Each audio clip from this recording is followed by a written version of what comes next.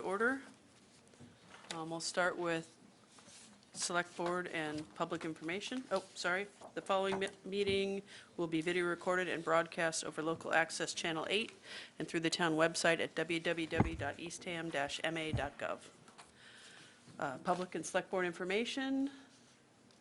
Anything from the Select Board? No, there's the Easter egg hunt coming up, don't they? Oh, yes, Easter egg hunt here at Town Hall. Thursday? I don't know what day it is. Yes, Thursday. It says it on the green, on that nice new, I know, the on first screen, sign. But that's Christine's rec Easter egg hunt. Yeah. Oh, that's a different one. oh, it's different. Oh. That's the big one. Oh, Yeah, there's more that's the than big one? one. There's one at Town Hall. Internal in Town Hall. It's not public? Oh, Sorry. I For didn't, just us. Never mind. For just staff, I'll avoid. Oh, when is that? I want to go win that. That's Thursday. Thursday, March 28th, all day. Oh. Gotta get all right. Anyway, moving on. All right, I had one thing. There are openings on the elementary school committee and the regional school committee. I believe people have finally taken out papers, but they Yes. haven't all been returned. And So, when is the deadline for returning papers? next week. The four- I didn't think anybody had returned anything. is Yeah, it- the regional committee has returned theirs, but there's still outstanding ones for the elementary school committee. is it four- is All right, anything from the public that is not on the agenda?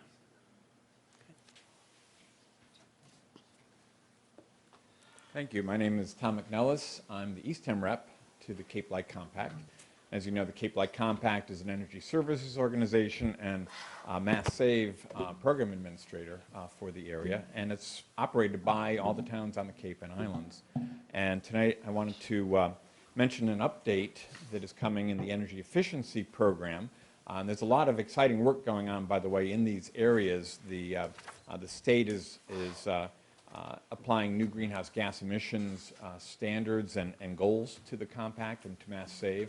So a lot of emphasis and effort going into decarbonization, which is a great thing to see. And I'm going to share updated information on the enhanced incentives for nonprofit buildings. And this is a new expansion of the nonprofit offerings. In recognition that the nonprofits play a critical role in providing services to the residents, and that most of these nonprofits are focusing their funds on supporting their own mission and not necessarily able to extend to energy efficiency upgrades to their facilities. So now the compact will be offering incentives on an expanded range of nonprofits up to 100% of the cost of recommended upgrades for qualified nonprofits. This includes decarbonization steps such as weatherization and heat pumps. In making it more inclusive, the organizations that may not have been eligible in the past may be eligible right now.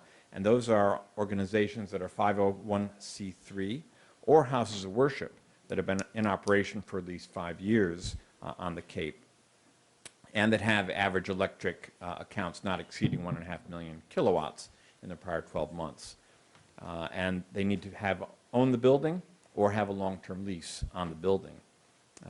So these are incentives available for those organizations that heat with electric or oil or propane. Any nonprofits interested in taking advantage of that, they can download the form at the Cape Light Compact website, or they can call the Cape Light Compact hotline. Just a quick question on that. So does the building ownership have to be owned by the 501c3 in order to qualify? Yes, I believe that is Okay. correct. Great, thank you. All right, thank you so Okay. much. Thank you. You. I don't know if this is my time, but I'm going to try. These are for items not on the agenda. I don't know if this made it to the agenda. Jackie Beebe may have spoken. No, you are not on the agenda. You can go. Excellent. So I've noticed that Please Eastham- tell us your name Oh, and excuse where me. you reside in Eastham. Derek Votrino, 490 Hay Road, Eastham. I've noticed a continuing deterioration of the catch basin road drainage situation in Eastham. It's really bad.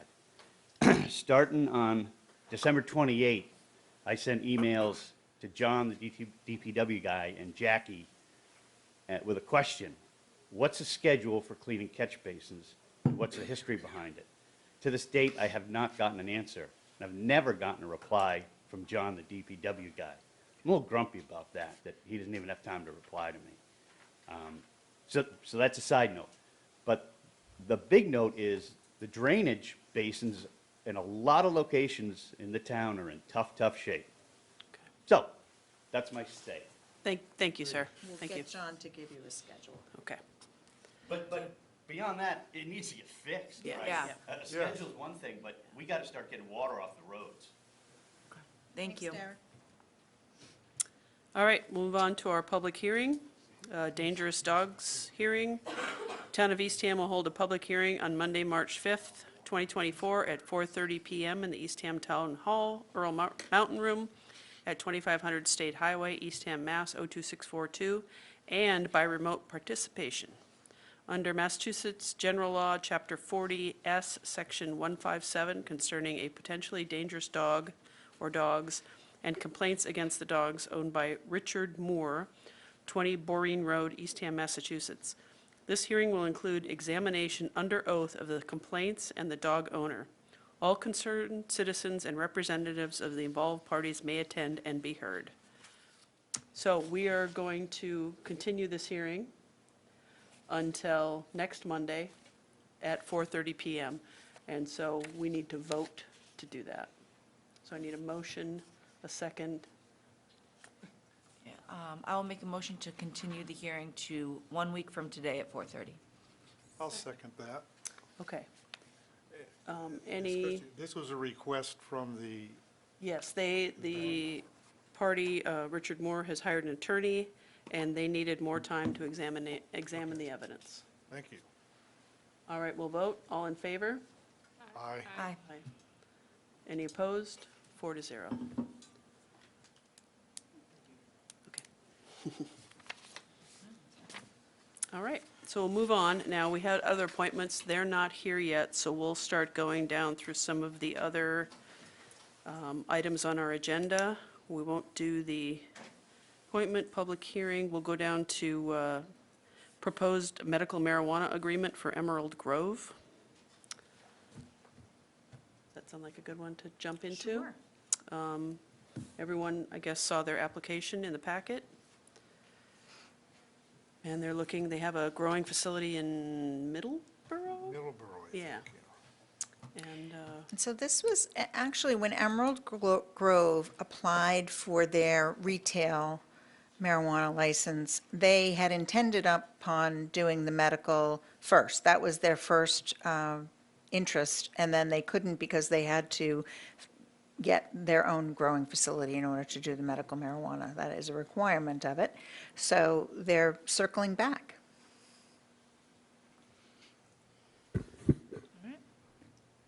all right, anyone have any? Now, do they own the facility, the growing facility, or they're working with someone who has a growing facility? No, I think they I have think to they own it, own it. They have to own it. Oh, okay. because it has to be a vertical, is that what it's called, a That vertical you have business? to have possession of the material from Start to finish. seed to, yeah. Um, What does that do for remaining licenses in the town? They'll be the only, we're fine. I mean, this is an additional license. It's Right. not considered retail, it's specialized, and they already have a facility, so Do we have any open licenses in town left? I don't believe. There's still one, Growing because we allow 2 of each. Yeah, so there's one medicinal. One Right. medicinal Right, one left, medicinal. one growing left, because we only Yeah, have one we only have growing one in growing town. facility. And I think processing, don't we have? I know there is some other license. Or testing. Maybe it's testing is the other one. I'll have to look. Because I think retail and processing may be together. Is that right, Paul? I Oh, could tell Paul's here. he had something to offer, so. Yeah, there's retail, processing, testing, there's a catch-all other category too, also. Okay. So we have there's still one available medicinal license After After this. this. after this. Thanks, After Paul. this. We have no testing, or is that under retail? No, that's a separate That is category, there's no testing In Eastham. Right. facilities in Eastham right now. Okay, thank you. Yep. I was just curious. All right, so we need to vote to approve the agreement? Yes. I make a motion to approve the agreement for medicinal marijuana for Emerald Grove. Second. All right, any more discussion? All in favor? Aye. Aye. Aye. Any opposed? 4-0. Eastham representation to the Cape Cod Commission. Joy Brookshire has been on it pretty much since I've been on the board, I think. And so we need somebody. So we need somebody to apply and let us know you're interested if you want to be on the Cape Cod Commission. Is that in addition to, we have 2 members, right? No. Or- No, it's only just one. We have a Oh, representative of the, okay. assembly. Yes. Assembly That's delegate. And what I Terry meant. said that he would consider it if we don't find someone else, he would consider a dual appointment. Okay, that's great. That's really good to know. Thank you. And they meet, what, twice a month? No, not, maybe once a month. No, it's really not that labor-intensive unless you have a case. Oh, So, okay. All right, committee resignations. We have 2. Suzanne Trouts for Board of Registrars and Sheldon Ross from the Search Committee. I move we accept the resignation of Suzanne Rico Trouts and Sheldon Ross. Second. All right, any discussion? All in favor? Aye. Aye. Any opposed? 4-0. Who? I was just I'll thinking write that, the- too. Write the letters, try and see what I can do. Thank you. Yeah, Jerry. Thanks, Jerry. No, it's Me. big That's shoes. That's right. big Yeah, shoes big- to fill. big- Yeah, I can't Yeah, fill you them, are but I'll, big shoes to I'll fill. do something. I know. All right, next. Kayla, you have some information on them, and I'll see you. All right, committee appointments, Susan Folger to the Board of Registrars and Michael Sarcione. Yeah, that sounds good. Does that sound good? I'm not sure. To Cape and Sarcione. Vineyard Cooperative Board of Directors. Sarcione? It's C-I is C-H-I, Chione. Cione. Okay. Michael Sarcione. We were Okay. close. Art would, You're good. Art would have known. Well, Chet is Ali. All right, so I need motions and approval of those 2. I will make a motion to approve Susan Folger to Board of Registrars and Michael Sarcione to the CVAC. I'll second that. All right, any discussion? All in favor? Aye. Aye. 4-0. Okay. Okay, where are we still? Oh, we're quarter of only. We're going to get through a lot of, Licensing? what looks like a lot here, but it really isn't. Yeah, licensing, Licensing? we have all our seasonal, a lot of our seasonal licenses up here. Do we want to, I just need to recuse myself from one. okay, why don't we pull that one out Yep. and then vote the others? That's Little Cod, Little Cod right, or, friendly fisherman. okay. All right, so I'll just read off the ones that we'll vote first. We have the Gift Barn, miniature golf license and coin-operated amusements. Poits, common victular, miniature golf, coin-operated amusements. Lauren Tony's Kitchen, common victular and all alcohol on premises. Whale Walk Inn, common victular. Ben and Jerry's, common victular. Eastham Cafe, common victular. Siemens Bank, one-day liquor license. What is it? Oh, I know, they have the chamber meeting there. Chamber Oh, meeting, yes. I was like, It's like, We don't drinking at the usually stick bank. those in, but Sam's Deli, common victular and all alcohol off-premise. Caroline's Bar and Grill, common victular, all alcohol on-premise. Entertainment license with reduction of hours, acoustic only. Jackie can give us a little quick update on that before we vote. And Arnold's common victular, all alcohol on-premise, and miniature golf license. I will second that. Okay. And the Carolines is just at the request of the owners. They wanted to switch back to acoustic music. Amplified music requires a different level of fire protection.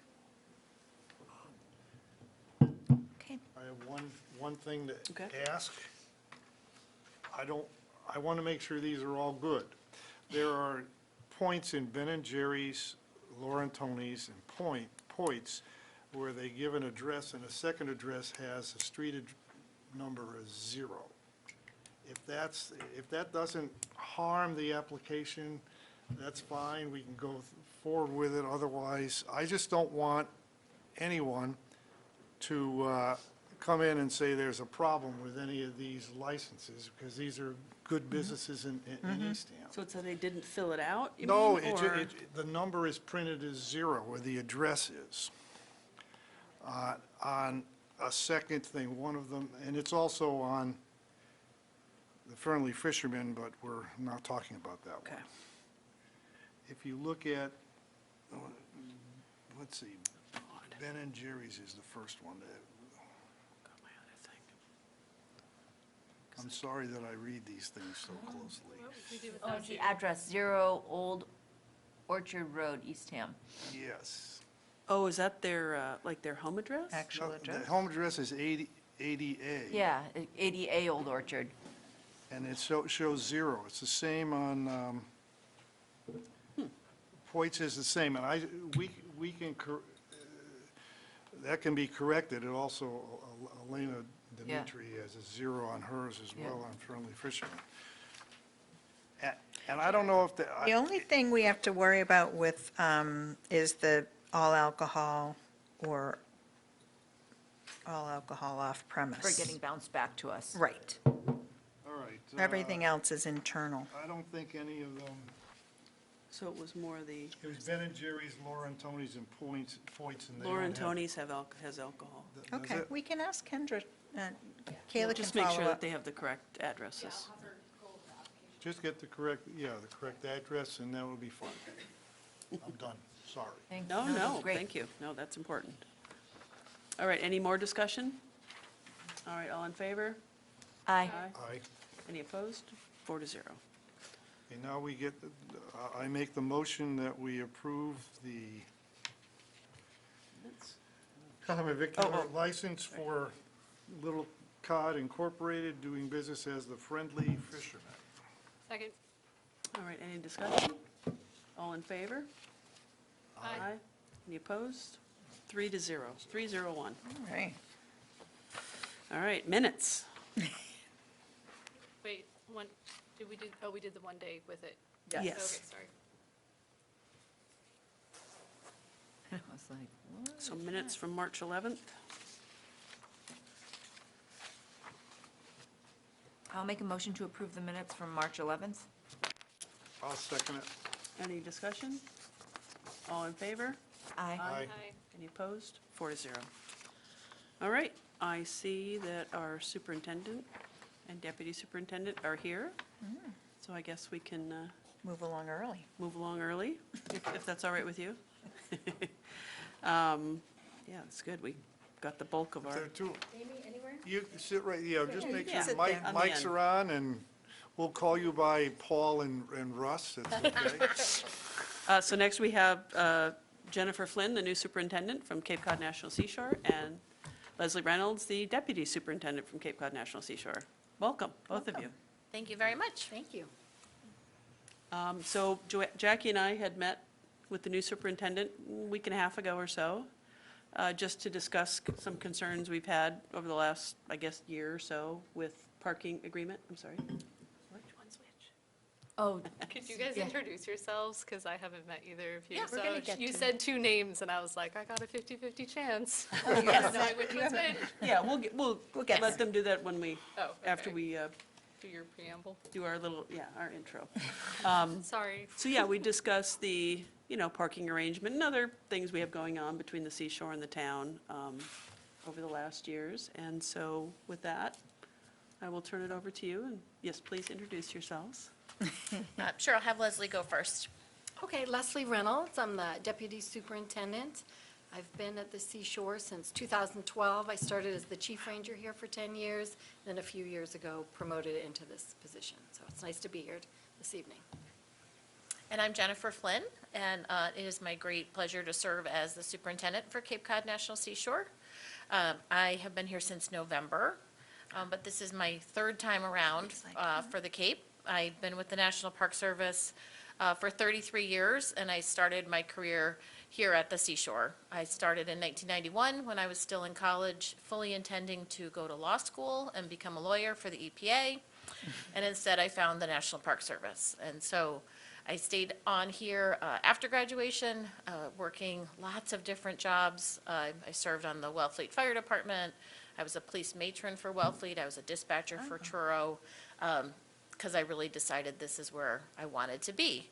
The National Park Service had other ideas for me, and after 6 years doing temporary work here, I did move around the country, pursuing first a permanent job and then a career pathway. So I was a law enforcement ranger for about 16 years or so.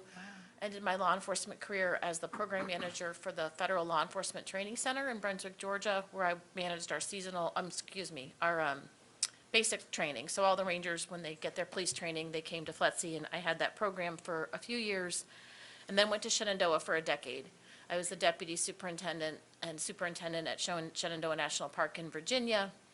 And then most recently, I've served in our Washington office in the portfolio that was responsible for all of our emergency services. So I had law enforcement, both the Rangers, our special agent program, the United States Park Police, as well as wildland fire, structure fire, emergency medicine, public health, risk management, and a few other things. And so I should have said, welcome back to Cape. I'm very happy to be back on Cape Cod. I have been a long-term visitor. I've been away for about 25 years now, but I think about 20 of those years we have been back in some kind of capacity. We have family on the Mid-Cape, and my husband and I have always been drawn back to the Outer Cape. My daughter worked at the seashore the last 2 years. My son worked at the seashore for 3 years as a firefighter, and so it runs in our blood. So I am very glad to be back. I'm glad to be able to bring the experience that I've gathered all around the country back to this place that I really care so deeply about and love. And I'm happy to be home. Great. Oh, that's awesome. Now, I spoke to Background.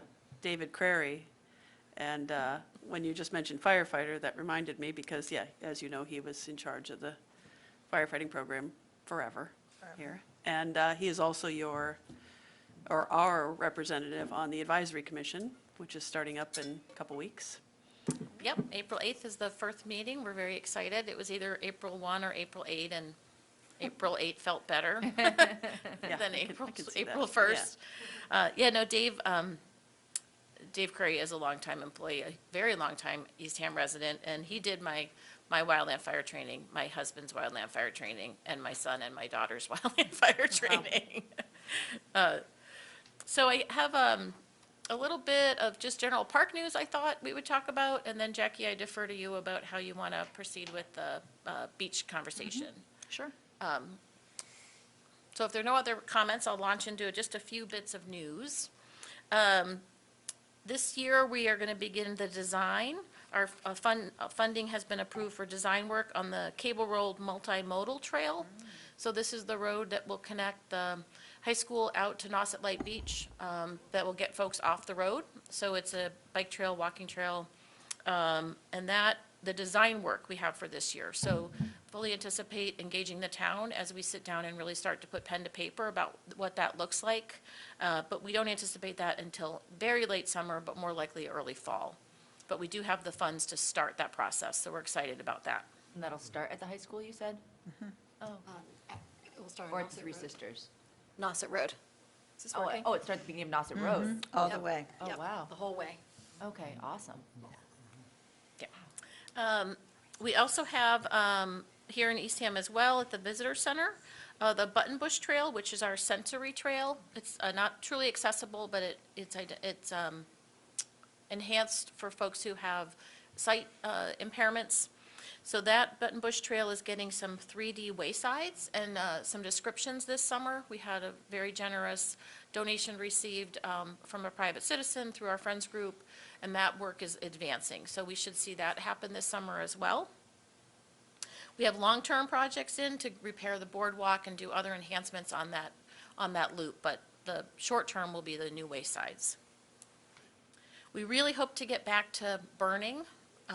We have been in, Leslie and I have been in very close negotiations with our regional office to get fire back here at Cape Cod National Seashore. We're in the process of hiring 2 employees in addition to our summer folks.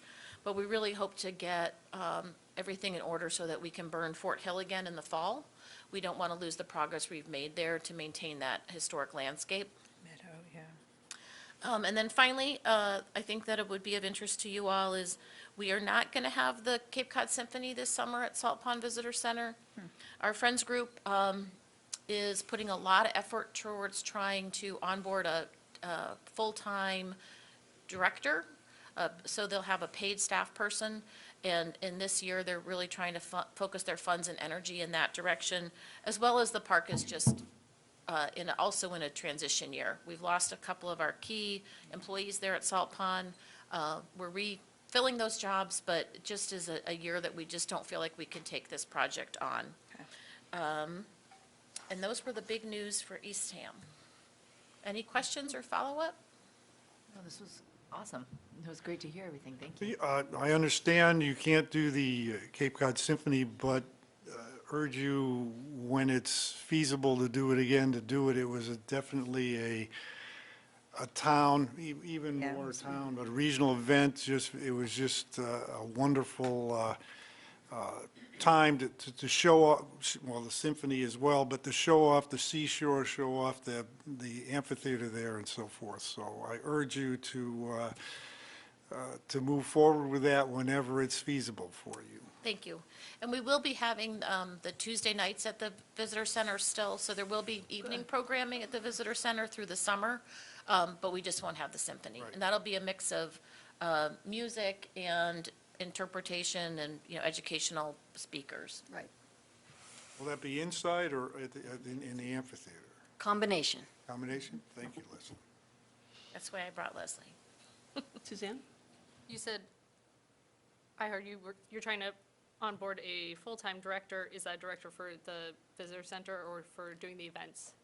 It is not ours. So the Friends of Cape Cod National Seashore, our philanthropic partner, Oh, okay. All right. is looking to try to get some full-time staff. And so the park is giving them some space this year to focus on that and not as much park programming. Oh, okay, and they had been doing the programming? They've been paying for it. They've been, yeah. Okay. And just briefly, not to introduce you to him, but David Crary is here, our representative to the Advisory Commission. And actually, the alternate, Joanna Stevens, is online. I think I'll bring her on for a wave, so. I don't know where the camera is. Yeah. I don't know which one looks at you, but, and do you want to go into the, oh, there she is. Yeah, there she is. She's not on. No, doesn't want to wave to us. Doesn't want to wave. Sure don't want to wait. Okay. You could put a wavy hand up. You took yourself off mute. Beauty of teams. I know. All right. So we'll go on to beach Yeah, beach. issues. You want to do that? Yeah. The intro? The parking agreement, I think we did our first parking agreement in 2007. Because I added up the 5-year blocks and came up with, so we got to 2022 was our last updated, I believe, updated agreement. And it calls for the spots at Nauset Light, a third of the lot, the spots up at Coast Guard. We have a certain number until 11 a.m., and then we get a few more if there aren't programs. And I think it's worked out fabulously. People really appreciate having those spots available. We had a little discussion last year with the superintendent that he didn't feel that the main lot at Nauset Light was open to Eastham people, even if our side was full and their side wasn't. And we talked to Jennifer about that, and I think she came up with an actually brilliant solution, really. It was a team effort. Team effort. So right now, we have, if you get in the line for the Eastham spots, you have to have an Eastham sticker. And I know some people have liked to use their transfer station sticker or other proof that they are a taxpayer, but I think it only makes sense, we only allow it at our beaches, that you have an Eastham sticker, so I think it only makes sense that for you to let taxpayers in, they have to have a beach sticker, Oh, an Eastham Beach sticker. an Eastham beach sticker. And that way we keep the same arrangement we have with the spots divided up the way they are. If by chance our lot ever is full and the other one isn't, which I think is rare, they would agree to let, get in line over there, let them in, but they have to have an Eastham Beach sticker. And they're gonna monitor it and see how often it happens and what the conditions are really for it. Like if, maybe the Eastham lot filled up for some weird reason, Maybe it's bad weather, because I think I was telling you that sometimes, on a weekend, it's bad weather, tourists might not be going, but in town, it might be the only time people have time off, and so they're gonna go, even if it's not the best of weather, so. And so we do have a couple of conundrums.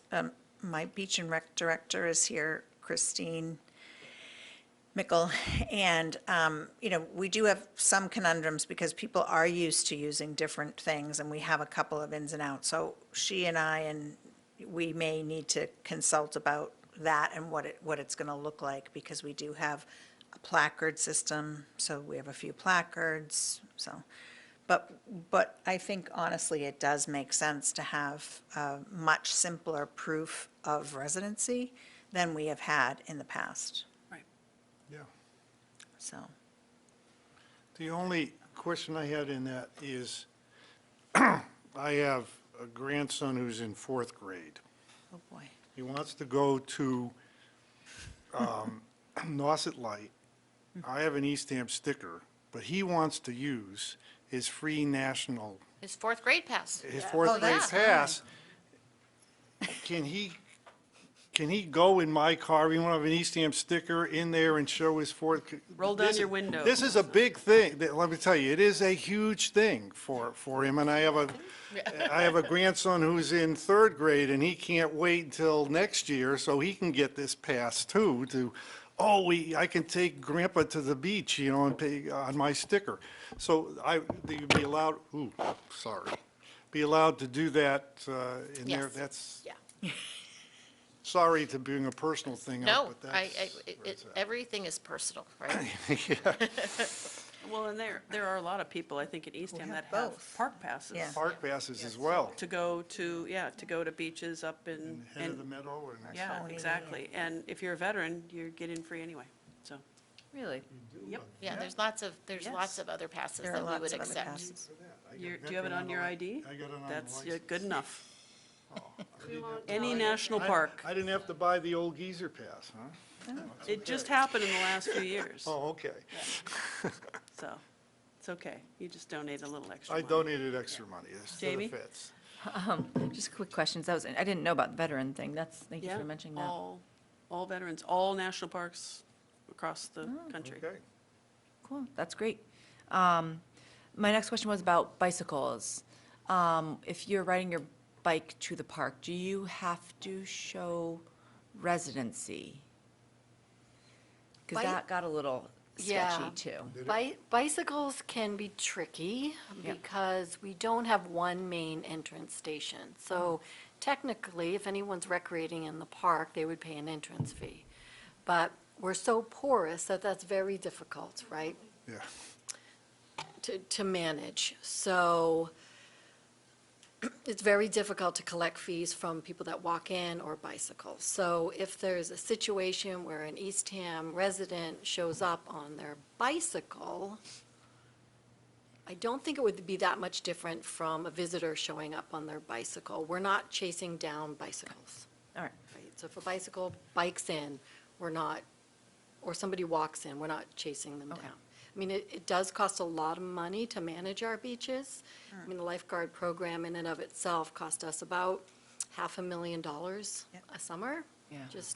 So we do appreciate any recreation fees we do collect, because 80% of that money comes back in the park for our projects, and one of our projects is paying for the lifeguards.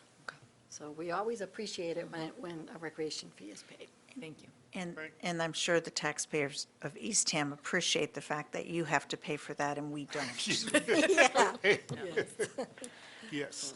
It was a very good decision we made a long time Way- ago. Way back. was. I wasn't around, but that's okay. Tough decision.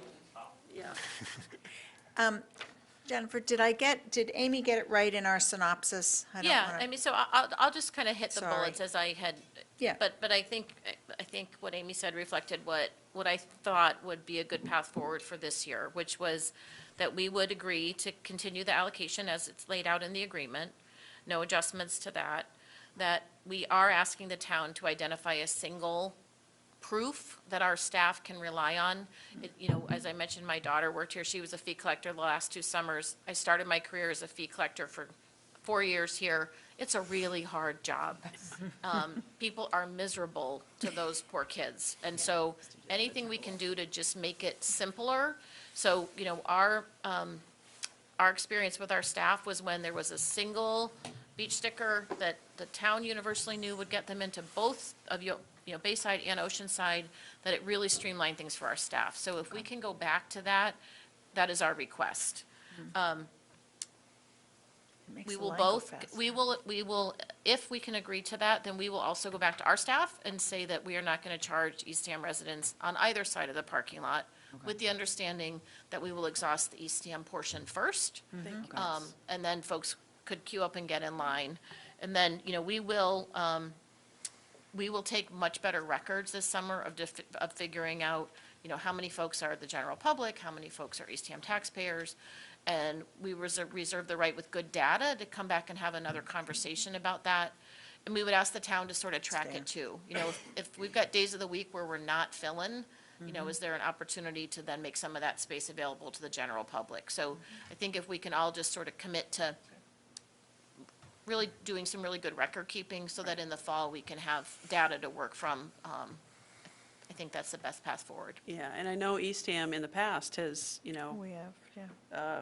kind of had a loose agreement that if at like, I don't know, 10:30, 11 o'clock, if there's more than 10 spots open, they would turn those over. Yeah, the couple times during the day, if in fact it wasn't, we weren't filling up and you were full, and it's a little hard to tell people in line that there's no spots when they see spots. Right.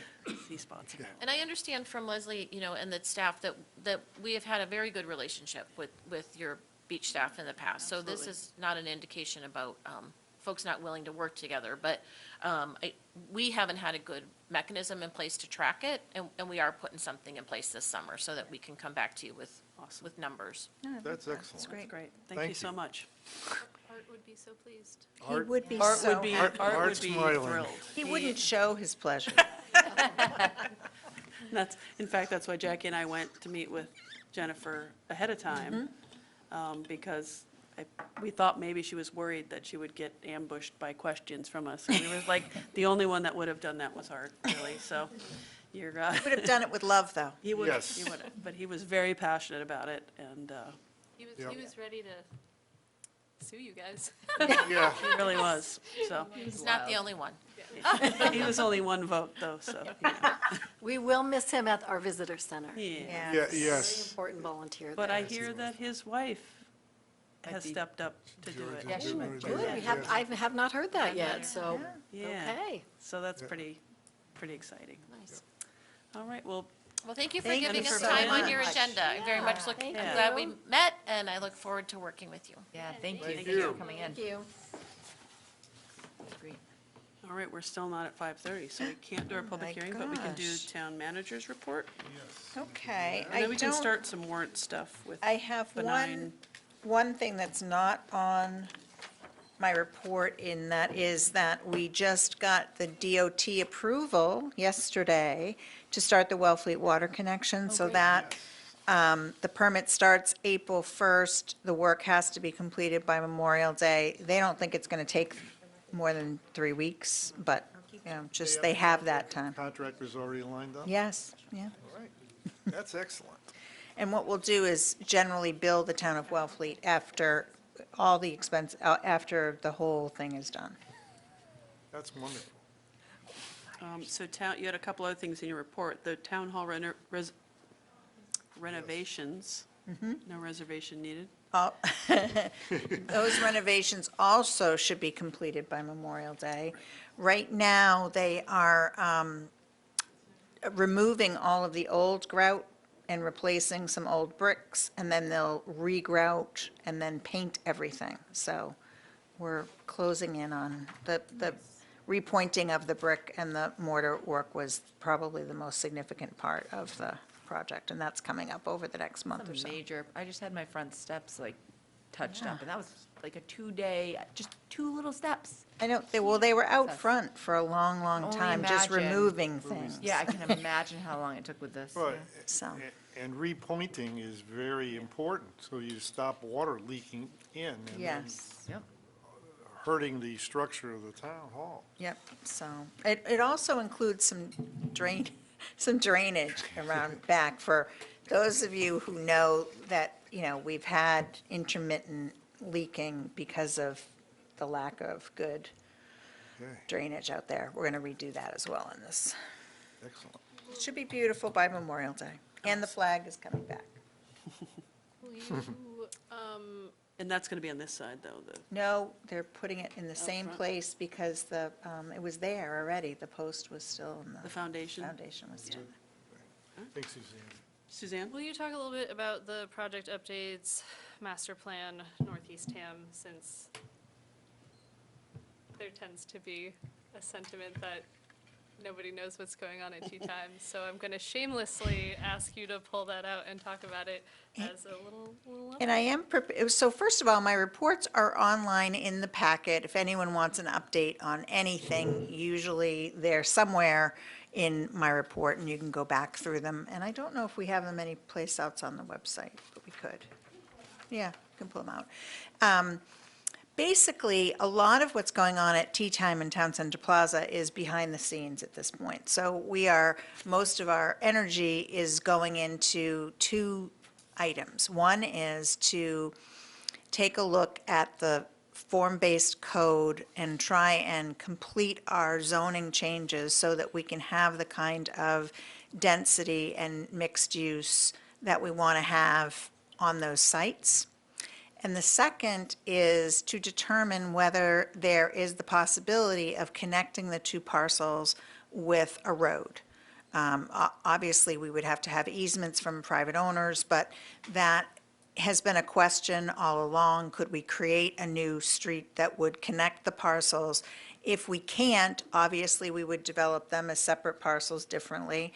But if we can, then we would want to probably proceed with that. So those are the 2 issues that we're working on now. It does look favorable for the possibility of a road. And the form-based code work is going to take longer. We were hoping we could get it done for this town meeting, but it is, again, it has to be, it's very complicated. It has to be done right, and so we're taking some time, more time to do that. So those 2 things, but the most important thing that's tags along with this is our wastewater plan has just gone through its first MEPA review, so the Massachusetts Environmental Protection Agency review, and we should be getting our letter from MEPA, I think they said by April 8th, and that will tell us how our design, what aspects of the plan are good, what aspects do they have questions about, what more testing do we need to do before they start the actual design of the systems. So wastewater is very important. Obviously, what we could do on those parcels, if we can connect them to a public wastewater facility, will be very different from what we would be able to do if we can't. For instance, Town Center Plaza has an innovative alternative system that is maxed out. We could not change any of the uses or add housing to Town Center Plaza unless we would have another wastewater system to connect it to. So I think those are the big challenges. We hope to have updates on wastewater, updates on Tea Time in Town Center Plaza as we move forward. Kayla and I are working on some now to get ready for town meeting, because I know that's a pivotal time where people are kind of tuning in, so we want to get something ready for that. And we will do a better job at communicating. It's difficult because I think the progress is slow and people see it as slow, but it's slow for a reason. It's slow because these are really complicated things. It's not something that we can do without a lot of thought and frankly, without town meeting approval, and we still have some steps to fill in before we're there. And it's not the most, Sexy. it's really not, and Not it's this not part. necessarily as like public facing as the first like visioning process. So I Right. think people were like really interested in that phase because we were all dreaming, and now we're in the Right. like, how do we actually make it happen, which is Yeah. maybe And- not as fun. And I think there's been a lot of discussion on housing and why aren't we, rushing to do housing? And I think there is no rushing to do affordable housing if you're using other people's money. And there's no doubt that we will want to be using state tax credits, and we would want to have a developer do it and not the town have to pay for it. And just for your, a little bit of knowledge, the Wellfleet new housing that just got approved, and their septic system just got approved for SRF funding. I believe they have 47 units. It's a $32 million project, and the average cost per unit is close to $700,000 for that project. So those are the numbers that we're talking about, and it will be, even when we decide to do housing, it will be 3 to 5 years before we can get that deal, that package deal put together and approved through the state. So I urge people to have patience. There are a lot of housing developments going on through the region, and we really did just do ours 5 years ago. It's not that old, and we're waiting. Wellfleet's going to do some, Orleans is going to do some. The region will sort of fill in some blanks, and then hopefully we will be back for Tea Time in Town Center Plaza. So stay tuned. Thank you. I think she got more than she bargained for out of that. I know, was that, I'm sorry. I No, got- no, I think it's No, great. no, I thank think, you. I Need for mean, I people to think hear it. that's, we'll, every couple months require that spiel from you, Just to hear it again. just to hear it again. All right, so we have a little over 10 minutes before we can move on to the public hearing. So we can start with the warrant, just sort of some technical things, if we want to re-announce that it's set for Saturday, May 4th at 10 a.m. at the football field, with a rain date now of the 5th, Sunday the 5th. Sunday the 5th. I just to warn you, I may have 2 small children with me on the 5th because That's okay. my You can dress them needs like some- not Baby gonna need Yoda, the because it's fifth. May 4th, We As can long as they pass vote- the babies as long up as and they down. vote the way you want like them. Baby Yoda. And the town election will be on the 21st, 8 a.m. to 6 p.m. We'll be having pre-town meeting on Monday, April 22nd, right here, yes, right here, at 5:30 p.m. And that, you can also join Zoom to the, it'll be on the front of the warrant, and everyone, I believe, will get mailed a warrant again. One this year. household, yeah. One per household. Jackie and Amy, they're working on potential shuttle buses on September. Yes, on- there will be Excuse me, a- not September, on Saturday, May 4th. There will be a parking plan, and we will have shuttle buses that will be revolving around from the parking lot to the field and back, so it should be seamless. You said pre-town meeting will be here, not the library. We Okay, just have making been sure. past that library, but I Said think, here. yeah. Okay, here's- I was just double checking. Okay. And I'm just going through it here a little bit. There's, open seats on Select Board, Elementary School Committee, Nauset Regional School Committee, Library Trustees, and the Housing Authority. Those are all printed again in the beginning of the warrant. For elected positions, if you're looking for a not elected position, check out the website and contact the search committee. Always looking for volunteers. Always looking for volunteers. There'll be 2 questions on the ballot. A school override and police override.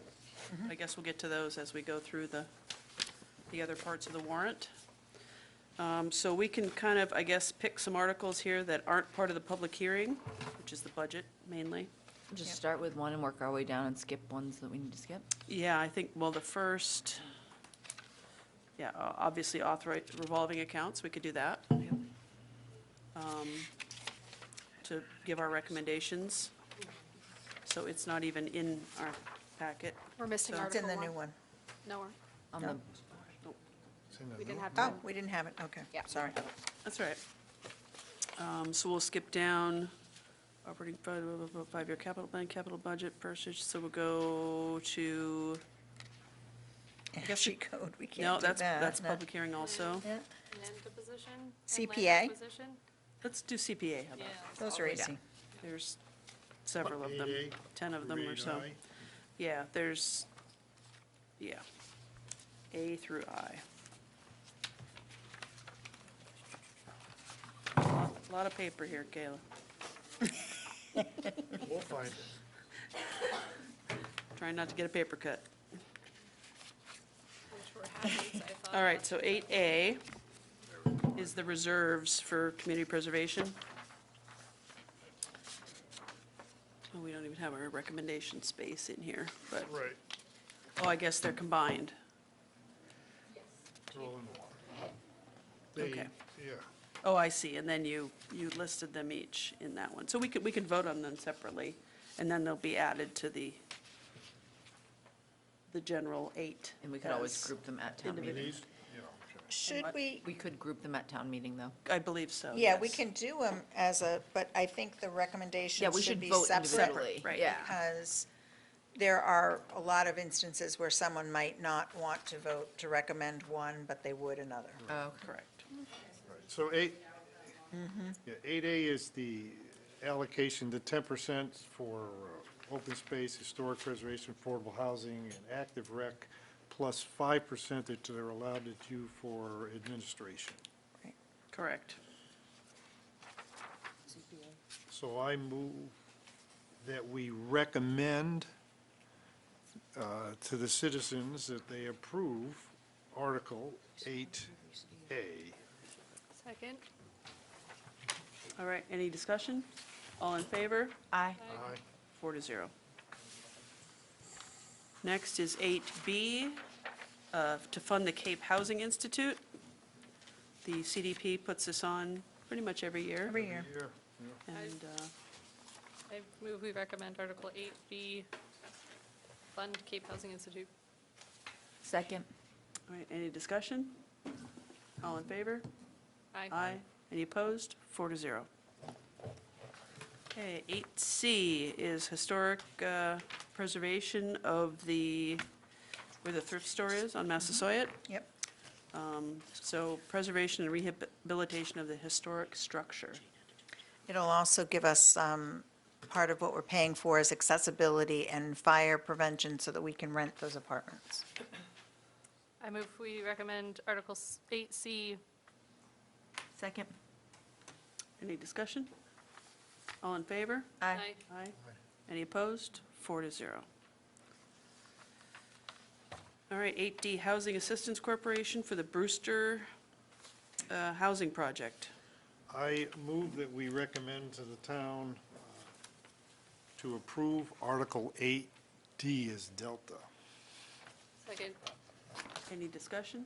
Yeah, this is, this is an important article as we look at affordable housing.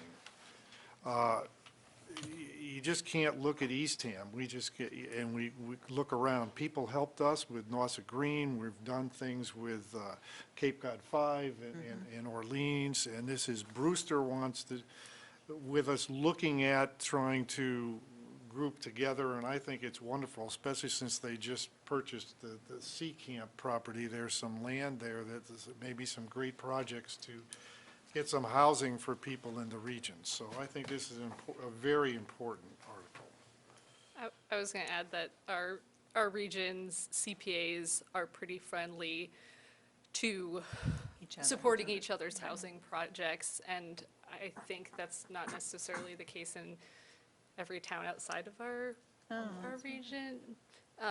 And that this particular project, there's a regional preference that's quite high, and I don't remember what it is. So that means, you know, kids who are in the Nauset, families with kids in the Nauset district have a priority. So this is very similar to Similar, our, yeah, as a matter of fact, they used the Nauset Green Ah. preference as theirs, and I think, I may be incorrect, but this is the first time that Brewster has really Yeah. joined Yes. in with us, and I think it's just wonderful to pull them in. Absolutely. all right, so we'll vote. Yes. All in favor? Aye. Aye. Any opposed? 4-0. All right, we're getting closer here. Close to 8E, this is for Orleans Finch Skate Park. Recreation funds to assist Nauset Together We Can. I move that we recommend to the town that they approve Article 8E. Second, Any discussion? Jamie? is this in addition to what we contribute as the town? Yes. Okay. Thank you. All right, Great. Okay. we'll vote.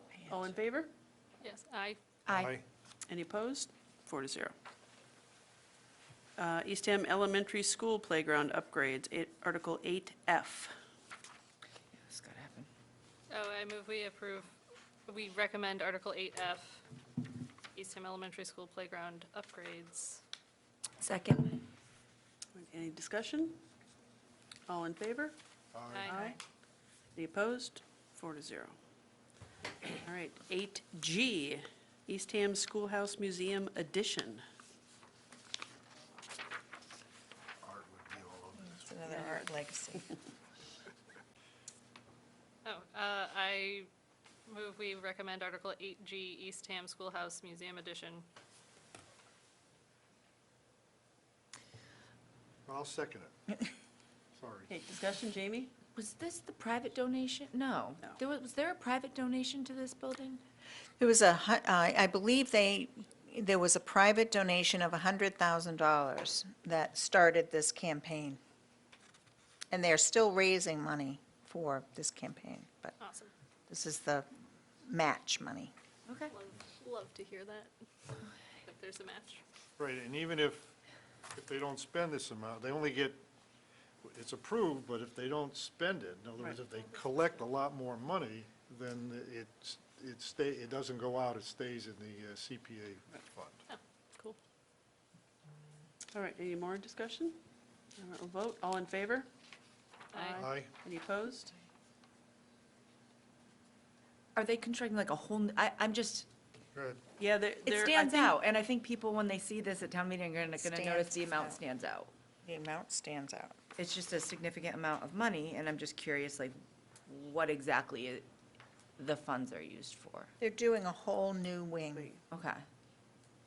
So it To had, be used for, They did a whole presentation to the CPA. It's going to be a whole new space to show all of their stuff, which is not, they have a lot of things that are being stored that can't be shown. Mary, do you remember anything else? Well, they have a whole bunch of artifacts in their basement, and they need space to show it. And this is going to be for a whole brand-new north wing, okay, which had been there previously, correct? a long Yes. time ago. Yeah. okay, I think it says 1908 North Wing. okay. We did get a legal opinion on this one. Okay, thank you. Thanks, Jackie. Okay, So- I'm good. All right, 4-0. Okay. Okay, H. We'll finish our CPA articles and Sandy then. I move Right we with you. recommend Article 8H, Sandy Meadow Accessible Trail Extension. Second. All right, any discussion? All in favor? Aye. Aye. Any opposed? 4-0. Community Housing Reserve. I move we recommend Article 8I, CPA Community Housing Reserve. Second. All right, any discussion? All in This is- favor? This is $400,000 that's been approved for a long time, since I was on the CPA, and the thing is, as we look towards affordable housing, this builds up a Reserve. reserve to to contribute to that, so that's what this does. And we discussed at Yeah. meeting before last Yeah. with Paul at length, more or less how that'll end up being used if anybody is more curious. All right. All in favor? Aye. Aye. Aye. Any opposed? 4-0. All right, got all the CPAs done. Oh, nice. Now, we can move on to our public hearing.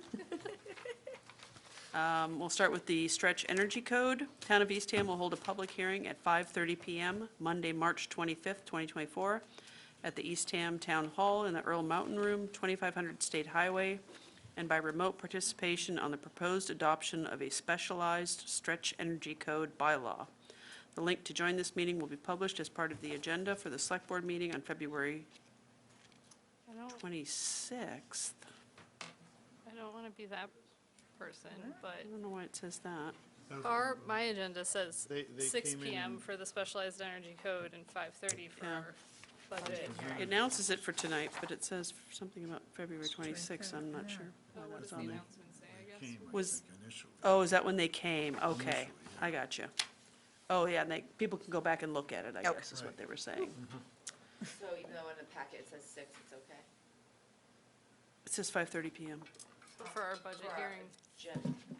Oh, on the, On the agenda, but the public hearing notice is for 5:30, she's right. Oh, I but mean, this isn't the budget hearing, this is this energy code.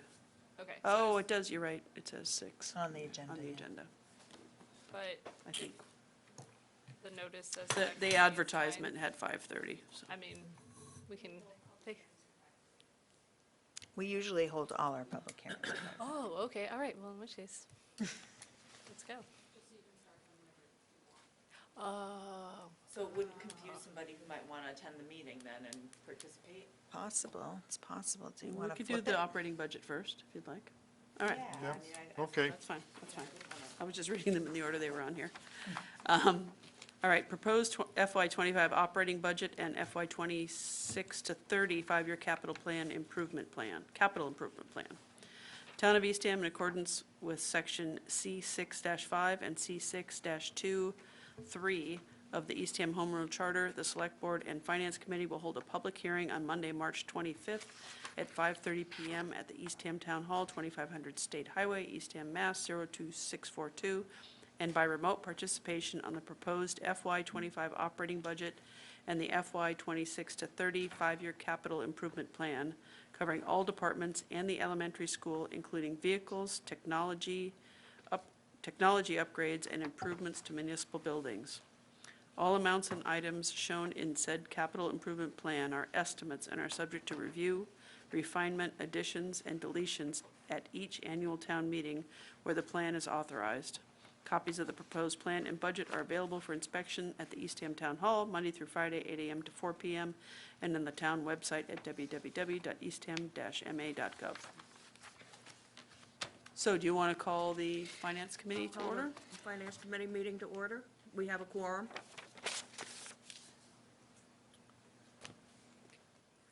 wait, before you, there's 1, 2, 3, 4, 5, 6. I think you all have 6 microphones, too. So if Rick, you could grab a microphone, and Tom, you grab that microphone, and Mary, So I have, yeah, and Ross, Peter, wait.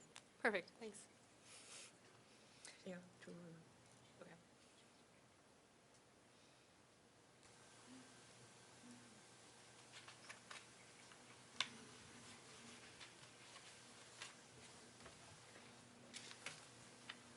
All right, so budget. Rich, Jackie? Oh, I'm sorry. That's okay. I defer to the man with the slides. Okay, well, we'll get right to it then. I have up on the screen and in your packet is a budget hearing final recommendations.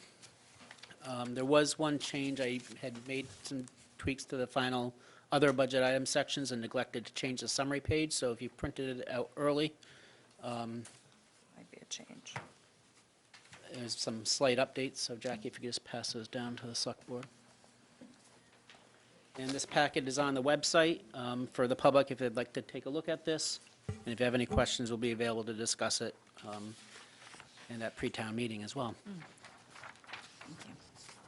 This first page here is the overall general fund budget summary. And the key thing I just want to point out here is our philosophy of how we put this together is using our bucket approach.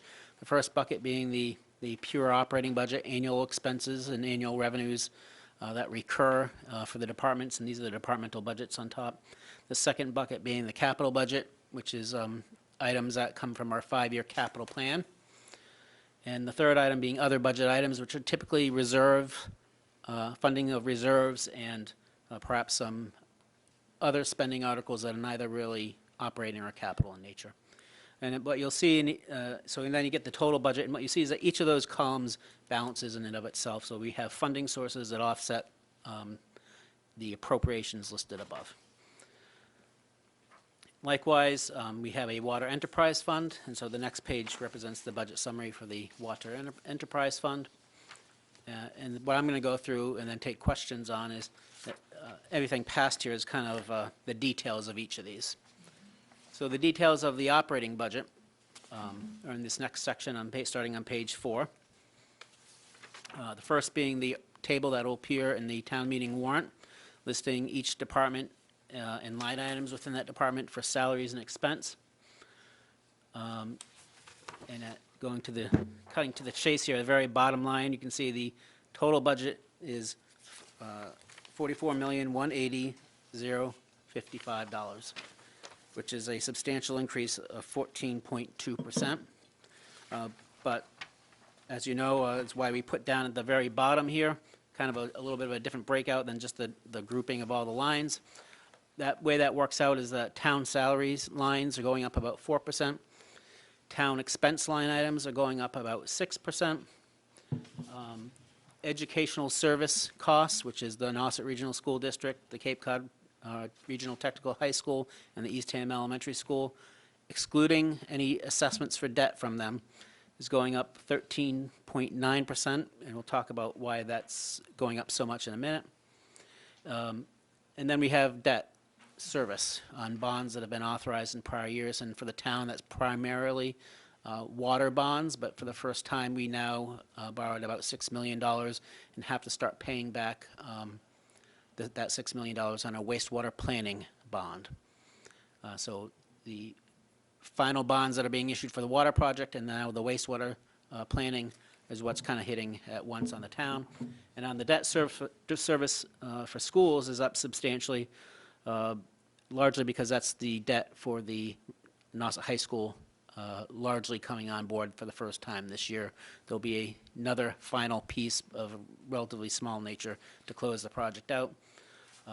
So this is most of the high school debt now hitting all the towns this fiscal year. Let me talk about the educational costs for a little bit.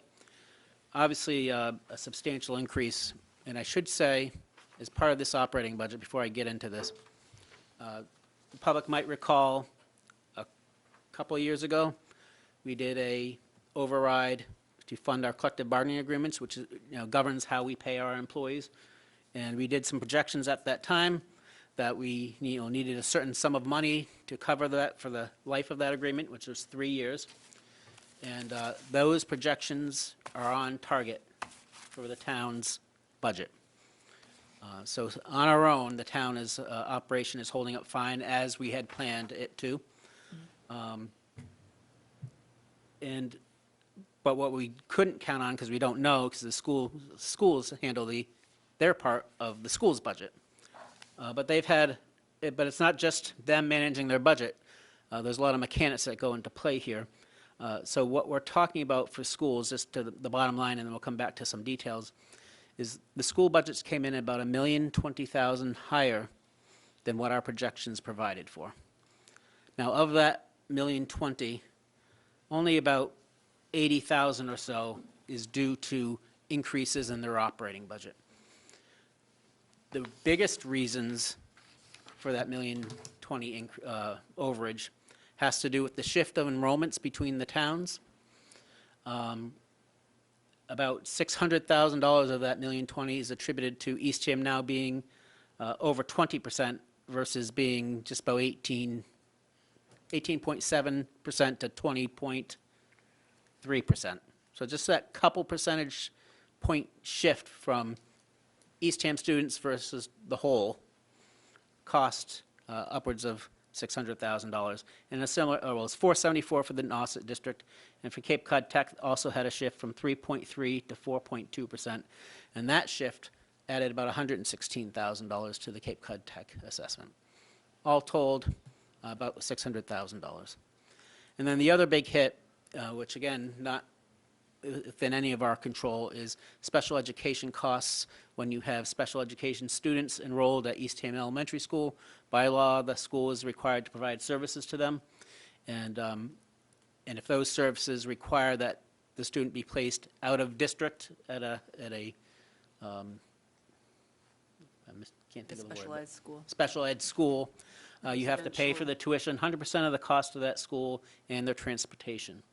And so those costs added up to about $335 or almost $400,000. So those two, well, yeah, $335,000. So $600 for the enrollment shift, $335,000 for special education costs, and about $80,000 or $85,000 makes up that $1,020,000. So largely, you know, if all we were dealing with was the overage of the $80,000, we would probably be able to accommodate that one way or another. We'd do without something, perhaps. But there's really not an easy way for the municipal side of the budget to accommodate $1 million of reductions without significantly impacting services that we provide, whether it's police, fire, DPW, things like that. And so that's kind of the quick and dirty on the increase in the schools budget. So because of that, we would be looking for an override. An override has to go to town meeting and be passed by town meeting, and also it requires be on the ballot. And so we have to be prepared in the event that it doesn't pass one or the other or both.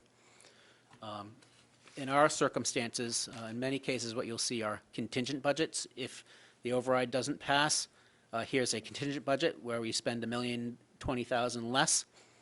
But in our case, our fallback has always been, for the last several years, the short-term rental tax. We do have short-term rental tax that up until this point we have not allocated to the operating budget. And if we had to, because of this $1 million issue, we would. However, the problem or the issue associated with that is that money has been earmarked for several years to go towards paying debt service related to wastewater. It's what's provided for our wastewater stabilization fund. And as planned and as laid out, this budget does use $815,000 of the short-term rental tax to pay for the current year's wastewater debt service. And if we had to shift that to be used for the operating budget, that debt service, which was voted as an exempt debt, would automatically get added to our tax levy anyway. So the amount of the override really only translates into about a $29 difference of the versus not passing the override to the median taxpayer. Do you want me to? But it severely hampers and really messes up our financial planning associated with the wastewater project. Right. So we're kind of kicking the can down the road by if we had to take that money out of. And not to get too From the technical, short-term rental. but not only are we earmarking the short-term rental tax monies to pay for the wastewater debt service, it also allows us the opportunity to steward what I call the debt drop-off from the water project debt, because you have to be really lucky to have everything line up, and it never lines up perfectly. But when that debt drops off, you need to be able to capture it with some mechanism, like a new, if you all knew that, hey, we're going to drop $1 million of debt service this year, so let's vote a new bond to start being paid that year, that's also going to cost $1 million. You have a nice even, but that's very hard to do, and that's not what's going to happen. We get $100,000 here, a couple $100,000 the next year, and you get pieces parts. So having the short-term rentals and using it and stewarding it to pay for the wastewater debt service and shifting that up and down over a year-to-year basis allows us to capture that debt drop-off, so that when we have to vote for the large wastewater funding bond, hopefully we'll have $1.5 million or so of short-term rentals and $1 million or so of debt drop-off that we've stewarded all these years that we can use to fund those things, so we don't really spike up the tax rate when we go to do that project. So, I'm sorry. No, no, that's okay. I didn't know if you want me to wait to ask till like later too. Go ahead. Is it okay? Okay. Two questions then. So one is, it's important for voters to understand when this does come up, that if this override does not pass, it will still fall on the shoulders of the taxpayer regardless. It's just going to now impact wastewater. So a no vote doesn't mean that you're not going to be impacted by this money. It just means that it's going to come about in a different way. Okay, thank you for that. And second question is, if we had to use the contingent budget and use short-term rental tax, which I am not thrilled about, and it gets allocated for this purpose, after this use for this year, can it go back to being allocated for the debt service of wastewater? No, unless you had an override to replace, if we have to allocate $1,020,000 of short-term rental receipts, Then I think- it needs to be a recurring receipt every year. And that's one of the inherent problems of the short-term rental tax. Right. It's not a stable thing, and it doesn't necessarily increase every year. We know our expenses do increase because we have collective bargaining agreements and there's inflation. So, So that is important for people to understand then. It's a because forever decision. If that override does not pass, then it forever impacts our ability to utilize the short-term rental tax, which was being allocated for debt service for wastewater. and we don't really know the impacts because we haven't had an economic downturn since we've had the short-term rental tax. And right now, we're collecting about $1.5 million a year. What does that look like when we're not doing so well? And I'm speculating because I don't know, but it is a quite open question, right? Go ahead and recognize Rick Knight from the Finance Committee.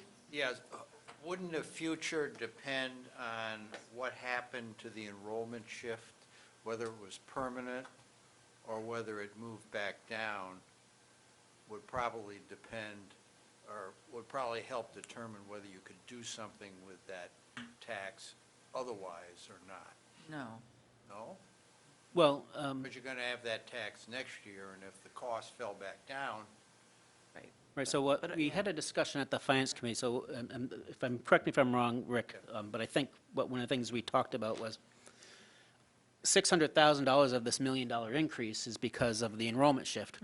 So what if next year we're back to the 18%, and now we saved, let's say, $600,000? I don't think that's going to happen, but it could happen. So one of the discussions we had at the Finance Committee, and I think there's a lot of merit to it, is if that's one of those elements that we'll need to start individually tracking going forward. So the idea here would be, we don't want to be put in this position again, and maybe we don't have, there's always going to be enrollment shift up and down, and you might have a hit in one year and not so much in another. And there's also always going to be the risk of special education costs occurring at Eastham Elementary School, which may also go away. I did follow through on that. This one does look to be at least a couple of years issue. But all things being equal, maybe these go away as well in a couple of years or 3 years. So in the event that happens, there is a lot of merit to the idea, and it might be a budget policy that the Finance Committee might recommend to the Select Board when we have that discussion over the summer, that to the extent, since we're doing an override for $1 million for schools, if we have shift or sped savings in the future, to not repurpose it and use it for the rest of the operating budget. Right. To steward it and put it into some sort of stabilization fund for schools to offset those times where we have increases so that we can kind of balance things out. Was that kind of what, okay. That's a great idea. Yeah, I was hoping you were going to get to that, so. Rick, I mean, all the other three towns had a drop in enrollment, and we had a rise, and so it's not only I think what happened. Wellfleet was level, maybe. Not only what happens to us, we may have more students, but if the other towns get even more, then it doesn't, our percentage goes down. But when they drop and we go up, you get a double hit on the percentage that increase that hits Eastham. And that's what happened, that's what's happening this year. And that's why this is for me, a 2x4 in the face, but that's But what it is. an educational stabilization fund really does make sense, because we are going to have these ups and downs. This is not going to be the only time, and, you know, sometimes we're lucky and it's less than we anticipated, but I think it definitely Well, more and than if we time. go, they approve the 3-year budget average for the school too, that will, That'll help enrollment us. average. That'll change things. Some of That will help somewhat too. It'll help, yeah. There's, this page here on the screen is the property tax levy calculation. And what this shows you is we're just about at $50,000 of excess levy capacity, which is what our target, I think we were at like 55 or 60 on our projection, so we're pretty much where we projected to be on the town budget. But of course, this includes $1,020,000 override to cover the schools.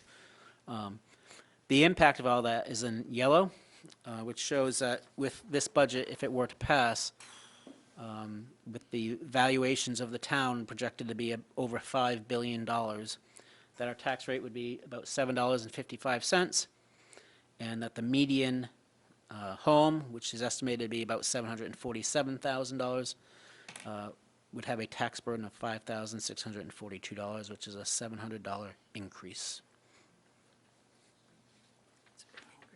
Rich, I just have a question on the 6% increase in the current valuation. Is that something that you got from the assessing office, or how did you arrive at that? Just, Yeah, well, it's certainly something I talked with the assessing department about. The real answer is, and this is why it's an estimate, and I highlight it yellow because I don't know. yeah. One year, as you recall, I've put, I thought I was being conservative, putting, I think, 11%. It's like, yeah, we'll be good with 11% increase, and we ended up having almost 30%. And so sometimes you just don't know. This is I think a 6%. We're expecting some moderation from the couple big years that we've had. COVID. Will it be 6? Could it be closer to 10? Could, yeah. We don't know that. Work doesn't happen. Actually, it's happening now, but the Department of Revenue has to verify and validate all that work, and that doesn't happen until the summer, so. Yeah, Rich, just one quick question, back to the stabilization funds. Are there any limits on a town with respect to, one, the number of stabilization funds you can create, and two, the amount of money you can carry in a stabilization fund? No as to the number, and I think the answer is no to the amount. There used to be limitations, but I don't think that's the case anymore. That changed in recent years. Right, thank you. Is there any limitation on how many things a single stabilization fund can be used for? Can it be shared over a number of things?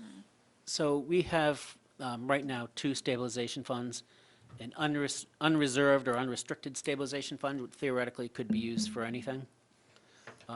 But if you designate a purpose, then it's got to be used for that purpose. So we also have a wastewater capital stabilization fund, and has to be used for wastewater. Or it could be voted at a future town meeting to be reallocated. Right. Yeah. We got flexibility. So if, say, for some unknown reason, after 10 years, they have $5 million in the school stabilization fund, obviously, that would be a little much, so maybe some of that would be reallocated somewhere else. Yeah, if my memory's right, the general stabilization fund requires a supermajority to transfer money out of it. But what about the education one? Would that be just a simple majority? I think all the stabilizations are 2/3. All of them are two, so we would create this. this, it would also have a 2/3, So they want to make it so that it's easier to put money in than it is to take money yeah, out. I understand the idea of that. I just didn't know if it followed for Yeah. each stabilization fund. So is that even for its intended use? Even, Ah, yes. So even for, if we needed it for a school Yep. expense in the future, that would be separate and need a 2/3? Okay. Interesting. It still makes Yeah, sense to it does, yeah. put something away to try and avoid these kinds of overrides. Smooth out the bumps. This page here shows our local receipts, and just pointing out this short-term rental excise line. We have $1,160,000 under the FY20 budget for that line. So that's $815,000 for wastewater, debt service, and 345, I think it is, for Town Center Plaza debt service.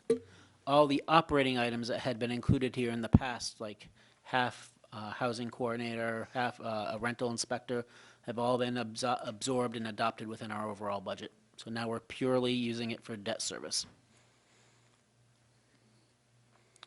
The total of our local receipts is $5,726,000, which puts us at right about 85% of our actuals. Rich, I have a question on the, sort of in the middle of the page for the rentals, 272, 100. What sort of, are those the rentals that we're receiving from various houses that we have? What are those? No, Community impact fee. What line is that? I'm in the middle of the Community impact page fee. under Fees, fees, and then it's- B, under rentals. yeah, Mary, that's a great question, and I don't have the answer off the top of my head, and I really ought to, so I only have to look that one up, and, Is it the segregated 2%? no, Because I thought we didn't do the community impact fee for the short-term We didn't. rentals. Yeah. Because of the cottage colony issue. so I'll have to get back to everybody on that. Thanks. But that is not something, there must, I'm sure there's a great reason, just escaping me, but, normally I would never put anything that exceeds the prior year actuals, so I'll have to drill down on that one, Get out your checkbook. yeah. I am happy to see the investment income at 50,000 versus 5 last year. Our treasurer actually has done it's been a point of emphasis for us, is the rates have increased, we are making sure excess cash is being put, within, bank and money market type accounts, no risk associated, but the higher rates that we can get within those accounts.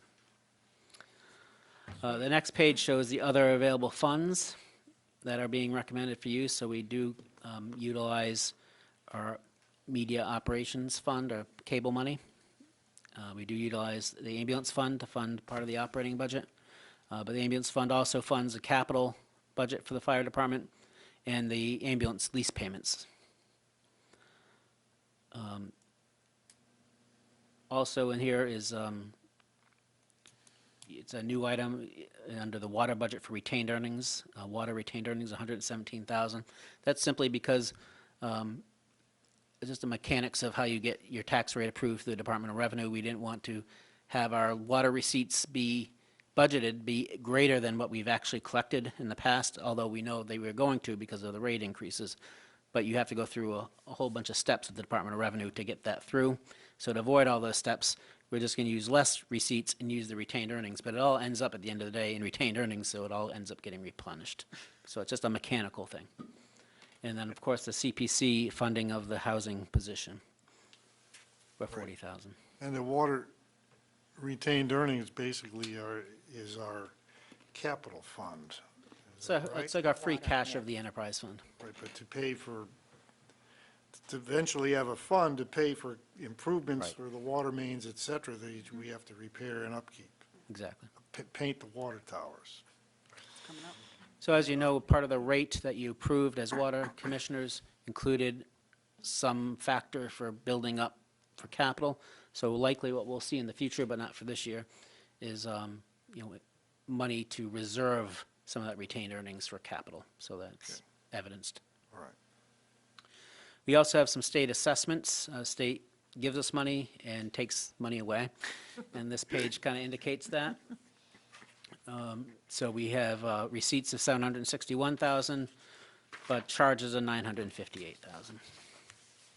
And a lot of these is not much we can do about, particularly school choice sending tuition.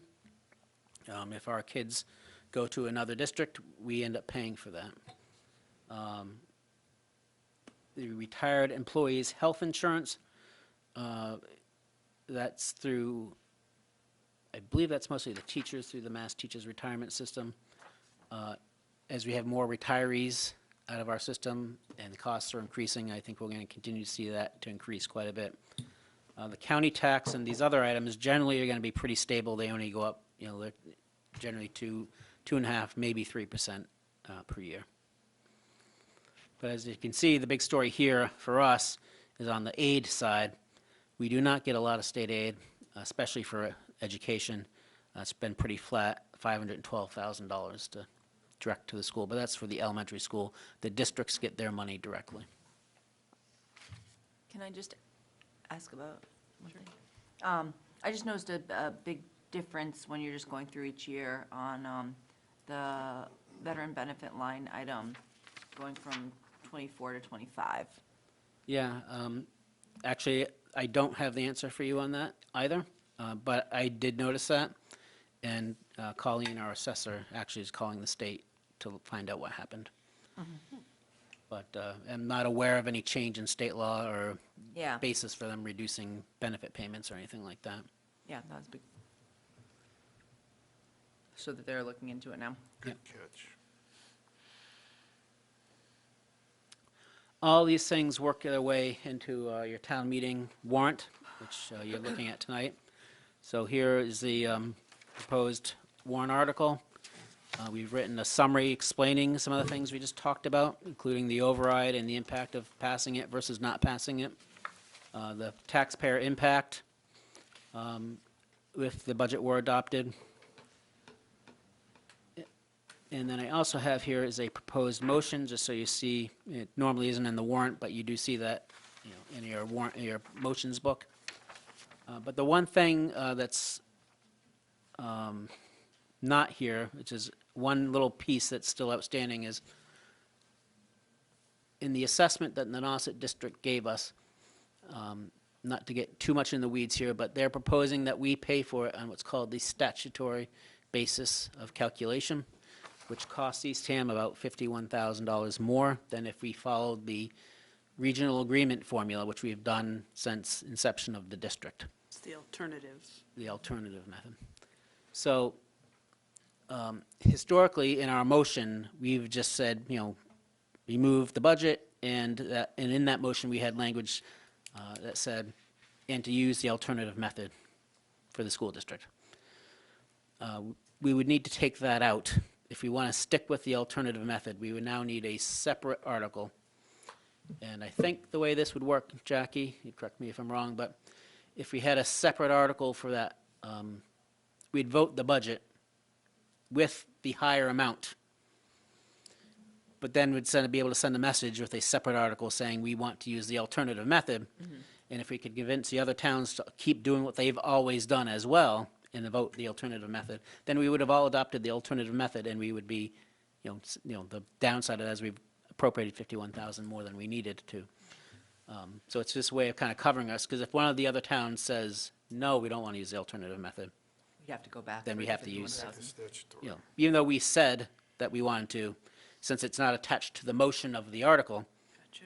we can still appropriate the money that we need and accept the assessment from the district. So there's a little bit of mechanics here. So we're looking at a potential Article 2A2 or something like that to We'll come in with that. we'll probably shift these down so they To become B. like a 2B. and then the 2B, water. and then the other go down. Personal view is to do that, even if we end up being the only town. I would hope that we would vote yes on that article to just send a message to the school board that, unilaterally doing something is not something that Eastham agrees with, that we have to have discussions on this. And so it would be a signal, at least to the regional school board, that a school committee, it's not a board, excuse me, the regional school committee, that we didn't agree with that, and that we might not agree with things to the future if we don't have some discussion and cooperative discussions and decision-making on it.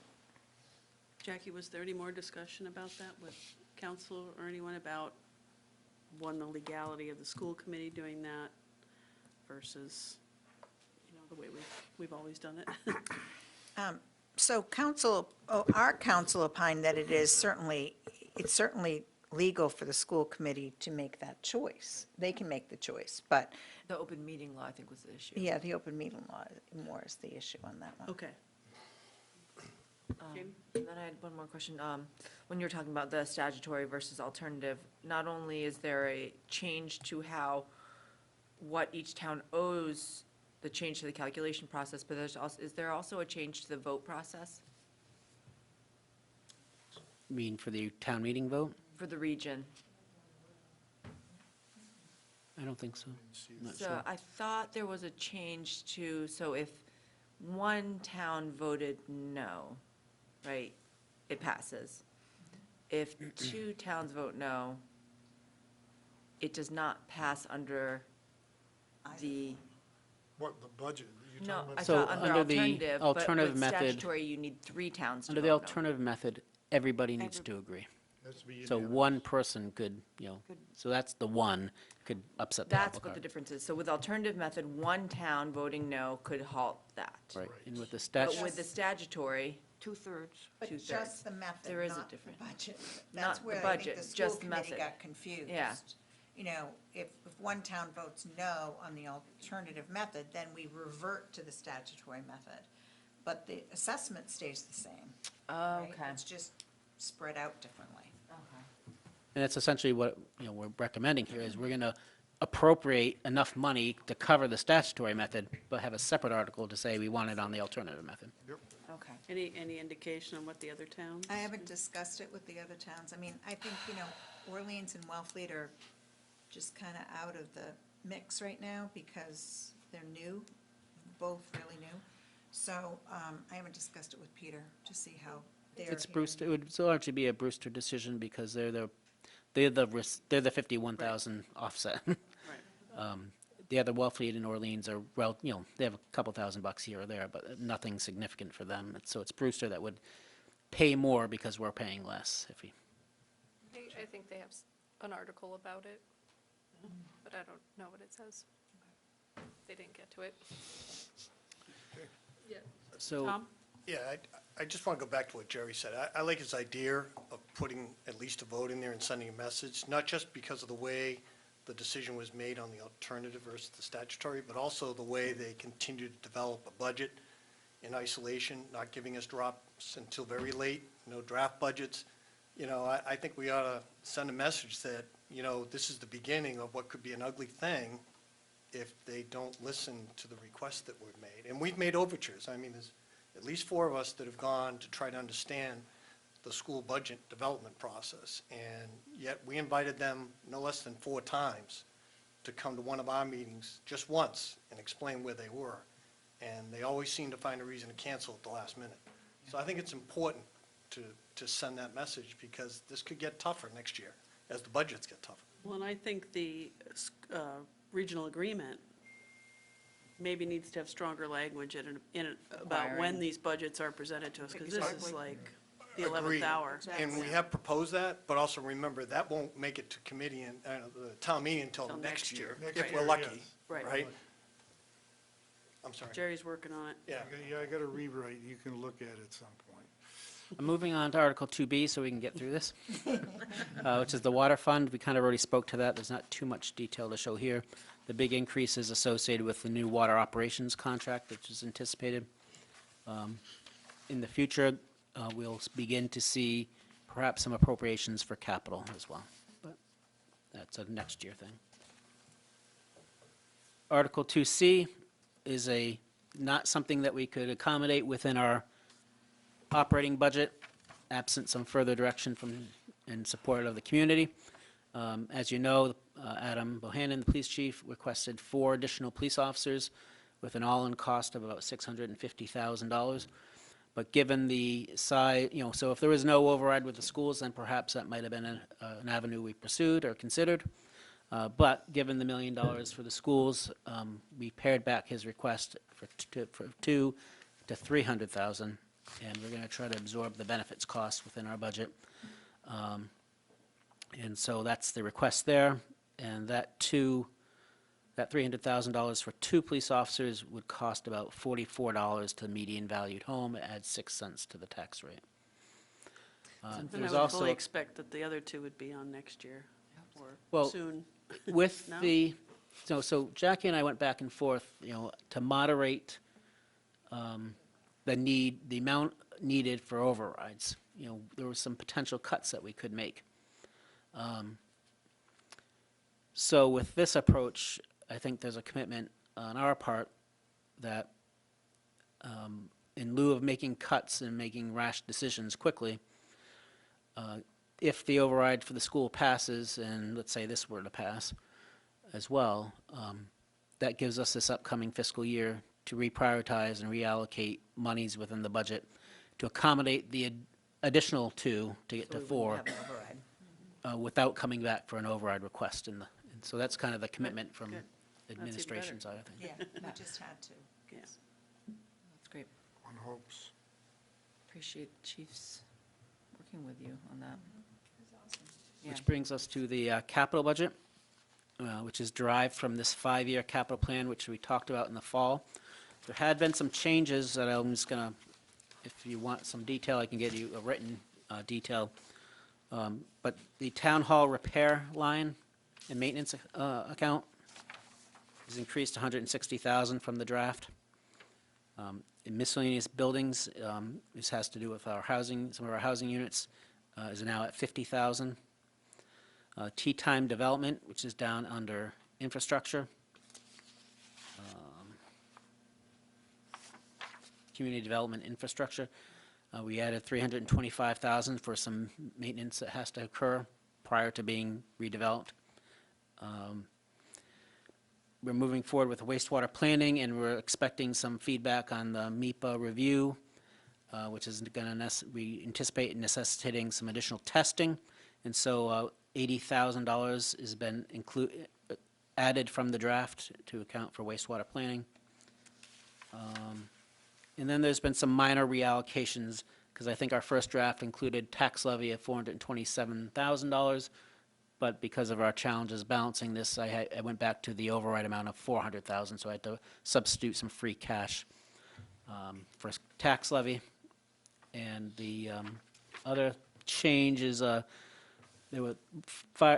police department motorcycle lease was up, and it was anticipated that there would be a new lease.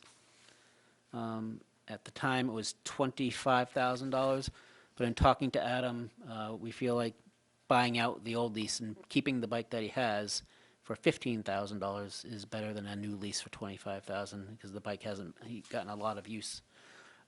So he's willing to keep it, but that shifts it from a lease to a free cash. So there's been a few little adjustments like that.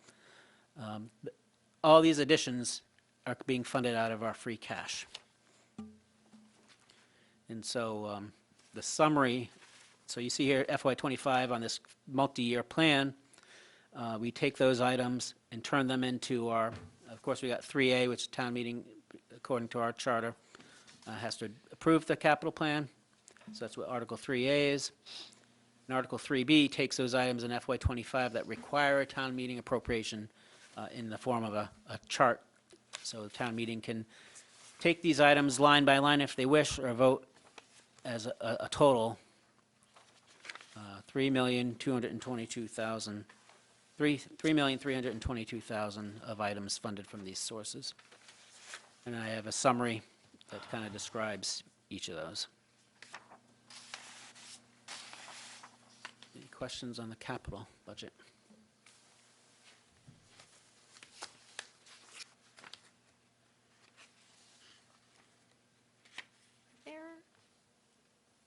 When we go to build the wastewater, there's other funding sources, right? Through the state and federal government? Right, so the plan right now would be that if wastewater, 100% of wastewater, right, 25% would be paid for by the Cape and Islands Water Protection Fund, 25% of the debt service that we would owe, 25% of the debt service that we would owe would be paid by the short-term rental money that you've set aside unless we spend it, and then, in which case, the town would pay 50% of the debt service, and we will get 50% paid for by those two items, right? You've got We the- also have to, we're also very concerned about the interest rate. So the interest rate that the SRF has for wastewater right now is 0% interest. So that really helps us a lot, and we lost 0% interest when we were going for water. So our water bonds are all at 2.4. So that cost us a significant amount of money over 30 years, so. And But in the other 25% subsidy from Cape and Islands Water Protection Trust, 25% for short-term rentals, hopefully 25% or more if we can steward the debt drop-off with the short-term rentals, which means that the town that might hit the tax rate is hopefully a more nominal amount, which might become more palatable because the other big change is, in addition to the 0% interest, is extending the terms from 30 years to 40 years, which would also be key for us. Level that out. so, Especially if they keep it 0. I know that was a lot, but it's a much better outlook than water, and we need it desperately, all those helpers. and so, because I like looked forward a little, the amount that's under FY 2026, is that the total anticipated amount? Probably not up We to don't date. know yet because that's why we need to go through the design. It's a placeholder. Oh, okay. Well, I mean, I understand it's a placeholder, but that's It won't not- be less than that. But that's the, you just said that 25. Yeah, This is, that number is the 100% placeholder? Yes, Okay, exactly. all right, sweet. And then also, Because you can't count on any of the other money. I am not sure where I was when we voted on water. Did it not go through the first time? Is that what happened? A couple times? It took a couple times? Quite a few times. Yeah, I may have been. a total of 9 years. Ooh, Oh, ouch. 9. Okay, so, everybody, what did we we- learn from that? That 2% of a really big number is a really big number. Yeah, I think it's a roughly $28 million difference when I looked at it. Yeah, That okay, was that's all. pre-Rich, though. Thanks. Rich would never let that happen. In our capital plan, we also have ambulance purchases for 505,000 lease purchase. So that's a separate article because it's incurring debt, so we need a 2/3 vote, so that's why it's Article 3C. And this is becoming critical. The chief made a recommendation a couple years ago, instead of trading in an old ambulance, to retain one of the ambulances, so we have 3, which is really becoming super important. Because there's always, not always, but often times where there's ambulances out of service. So if you have 2 and you got 1 out of service, now you've got 1 ambulance, and if that's happening in the middle of summer, that's problematic. And just the frequency of runs and the time it takes to get up and back from Hyannis. We're a little bit at risk, and I think Dan Keene recognized that, which is why we retained that ambulance. But now we got to replace it. But what this does is also gives us opportunity. We used to buy every 7 years or so 2 ambulances, so they'd be exactly the same. If we buy, now that we have 3, this is the third, starting the cycle that instead of buying multiples together, we're buying 1 every few years. So we have a good rotation and can maintain mileage appropriately on the different ambulances and use them appropriately as opposed to running 2 into the ground simultaneously. So, At the risk of opening a can of worms, do they have room for all this? yeah, well, they got 3 now. Well, They have They enough have room in the 3, bank. Even now. they have to what? They have 3 now. I think they have enough room in the Well, I bank. know, but they, we had the new ladder truck, we have extra boats. We had to have get all rid of the sorts boats to make room. I think we actually got Boats rid can of stay outside. 2 trucks with the ladder. Got rid of the tanker because now we've got water. And we got rid of the engine that the ladder Do replaced. divest. Okay. So, trying to, Yeah. part of the exercise every year, the capital plan is right-sizing the fleet. Do we really need all these things? So, All right, don't see any more Thanks, questions. Rich. so- and finally, Oh, no, I thought you were done. Thanks other a lot. budget items. So these are the Article 4 items, and I summarized them on a page here with some notes. This required some fine-tuning at the end, so this is why some amounts are different than what you might have seen originally. But based on when everything came together, and this is what we had for free cash, I allocated most of our free cash after maintaining an appropriate reserve. So we started with $5,831,000 of free cash. 1,250,000 or 2.8% of our budget's held in reserve, which is appropriate. It's not too much. I think it could be a little bit more, but it's reasonable. And we've allocated in the capital plan and with these items listed here for funding of reserves, $4,562,000, which leaves us about $19,000 of unspent free cash, if anything comes up between now and town meeting. But the big items here is we continue to fund our unrestricted stabilization for $125,000. The big item is $1.2 million going in our wastewater capital stabilization fund, which represents the unbudgeted and unused short-term rentals from last year. This is why we have done that, so we can put this money into our capital stabilization. And continuing funding our OPEB, injured on duty, and compensated absence fund. And then there's some other budget requests. The big ones on the water connection betterment loan fund and the private road electric fund, both are betterment programs so that people have a need, we can loan them the money, and then we do a betterment on their taxes that they pay back over a number of years, so we can keep loaning that money out. And then a couple articles, rental registration, our software, and then continued applications development for our online services of town. So down the bottom kind of shows where we expect we will land at the end with each of these reserve funds. Our biggest one, our stabilization fund, will be at about just under 6% of our budget. So it's within our targeted range. You know, of course, we'd love it to be more, but, you know, it's reasonable, and for Eastham, it's a great improvement from where we came from. Yeah, Rich, on this, that stabilization, the bond rating, they were looking at what number for, what kind of number do they like at stabilization? It's kind of changed over the years. So we no longer really look at it at just a stabilization or just the free cash. They look at what's called general fund undesignated fund balance, which is kind of an accumulation of lots of things. And they're looking for us to have over 15%. So we should be right at that target. All right. We're Thank not you. making a lot of improvement increasing it, but we're maintaining about where we are. I have a question, Rich, on the various funds, in particular, the one we're just talking about. Are the interest, is that left in the account, or is that moved into a separate interest account for the town? Interest on the stabilization funds stay with the fund. Okay. Interest on the OPEB fund is held by an outside trustee and invested like a pension plan. And so that obviously stays in there too. The others, I believe, have to go back to the general fund.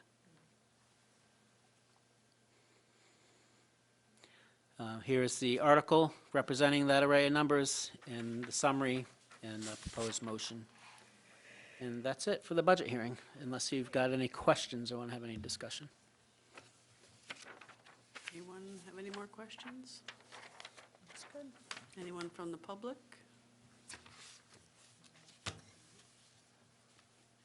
Thank you, Rich. Thanks, Rich. Thank you for doing such a thorough job in explaining that so that we could understand everything. Numbers swirling around in my head for a while now.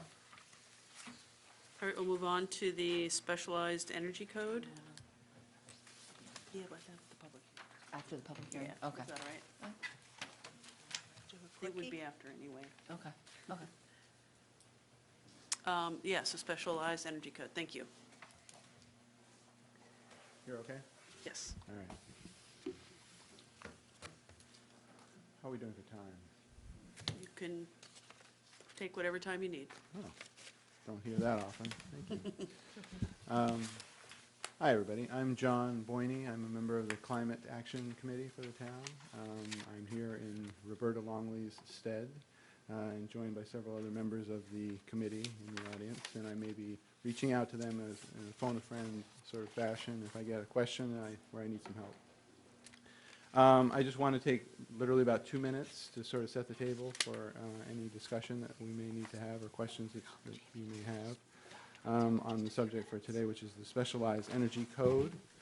In 2020, Eastham Town Meeting adopted the community objective of reducing our net greenhouse gas emissions to zero at the earliest technically and economically feasible time. And buildings are a big part of those emissions. Roughly 40% come from the buildings and the operation of their buildings. So in 2021, Eastham adopted a revised building code called the Stretch Code that reduces greenhouse gas emissions by requiring greater energy efficiency in new construction. Okay? Now, today, we're here to talk about the Specialized Energy Code, which is an addendum to the current Stretch Code that strengthens further the effort to curb emissions. It requires that new mixed fuel construction include mitigations to offset the greenhouse gas emissions that such buildings will generate. And the Climate Action Committee has recommended that residents be given an opportunity to opt into the specialized code by voting on an article at the 2024 town meeting upcoming here in early May. The committee has previously briefed both the Select Board and the Finance Committee on this and provided our recommendations and analysis, and we responded in writing to their requests for additional information. So all of that information is kind of there, available to you. Now, a couple of key points about the specialized code before we get into any questions you might have. It makes no changes to the code for existing buildings, renovations, or additions to existing buildings. The focus is new construction of mixed fuel homes and buildings, meaning those that use oil, gas, or propane for heating and or for appliances, right? And to offset the emissions from those sources, the specialized code requires that construction include solar panels and pre-wiring for future electrification. And that's it in a nutshell. The specialized code will have no effect on the town's revenues or expenses. Building owners retain the freedom to choose mixed fuel options as long as the emissions generated are offset. And although the panels and pre-wiring may increase the initial costs of mixed fuel construction, the extra costs can be more than fully offset over time by rebates, tax credits, and lower monthly electric utility costs. Finally, as to the impact, in Eastham, adopting the specialized energy code will reduce emissions of mixed fuel homes by roughly 40%, which at the current pace of construction over the last several years in town, this means saving about 200 metric tons of emissions annually. No single step is going to solve the climate problem, but reducing greenhouse gas emissions from new buildings is a big part, we think, of the overall solution for slowing climate change's adverse effects. That's it. All right, thank you so much. Any questions from the board? I think we had a pretty extensive presentation before, and I know Jackie and I talked about it, that we hope that you do the presentation, your committee, someone from your committee do the presentation at town meeting Sure. for this also. Happy to. All right, anyone from the public have any questions on the Stretch Energy Code? Or specialized? Any Specialized energy. Specialized stretch. No, I see no questions, so thank you so much. Ask a Oh, question. wait, Peter? How about tear downs? You know. We could tear down and rebuild. That would be considered new construction. That would be considered new construction. Yes. Yeah.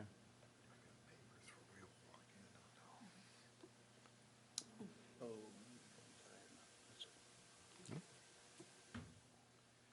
I'm sorry, what Going was the once? question? We had a question about licensing. What was your question, Peter? It's about tear downs? How about tear downs? Yeah, downs? just make That would be No. considered new construction. They are considered new construction, okay. Yeah, because unless you keep the same footprint and square footage, it's, Okay, so my follow-up to that was, how about, there's something in the building code about if you remodel more than a certain percentage, 50%, I think, to bring the whole building up to code. Do you know how, if it would kick in on a extensive remodel like that? I'm not sure what there would be a threshold. I'm not sure offhand That what would that be is. important. So we I can think, find out. yeah, I think that'd be, if you could find that out for town meeting, because I have a feeling Peter will ask the same question. Well, the way I read it, Peter, was that the renovations not covered, but nor were additions covered. Right. It was new construction, and a tear down would basically be then new construction. But I'm sure they'll check it out, and Roberta will get back to me on it. Yes, yes, she will, when she gets So- back from France. Awesome. Yeah, and an addition would be new construction, but it's No. not considered new. It's not considered, right? No. What about an accessory dwelling unit? I think that's separate. So that would be It's considered new. new If construction? it's new, yeah. If you're renovating your garage, it wouldn't be, but if you're building it from the ground up, I would think it would be new construction, right? Yes? Do you have an estimate on the percentage cost increase to the homeowner for building with this type of code as opposed to what's there now? Yeah, go ahead. Sure. Please. He's the man with all the facts. Thanks. We had things that was cheaper. This is Jack Hadley, he's a volunteer for the committee, and he's done a lot of Registrations, legwork each unit behind is the analysis that we've been presenting. Okay, so it obviously depends on the amount of solar panels that one is required to construct under the code. And for most homes built in Eastham, which are under 4,000 square feet, the minimum requirement is 4 kilowatts of solar panels. And talking to solar panel installers, that amount is somewhere between $17,000 and $18,000. It's subject to a 30% tax credit, federal tax credit, which brings the cost down.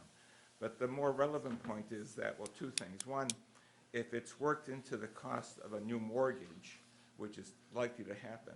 No, I just want to know the percentage. I understand how it can roll into a mortgage. I understand that process. I'm just curious if someone from the town wants to know how much extra is this going to cost me, you know, what is that going to be? I would say zero. That would be my honest answer.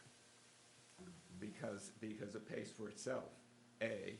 And B, a homeowner could also choose to build an all-electric home, which is not subject to the code and is less expensive to build than a mixed-use home. So, I guess that answer doesn't feel comfortable for me, and I think it's also going to be a difficult answer if you were to say zero to the residents, because I think we all know it costs extra to put some of these services in your home. I understand there are rebates, and I understand that there are tax refunds that come at the end of the year when you do some of these programs. Those change. So we vote this into place today. But it also does pay for, like, so it does pay for itself. So after so many years, it's basically you're prepaying your electric bill for That's really for a the few answer years, to your- because it your does question. pay for itself. It's, in the immediate term, there is an increase in cost, but you accrue those costs, and there's an overtime. So I think that's maybe the question, right? What is the immediate increased cost for the person building the home?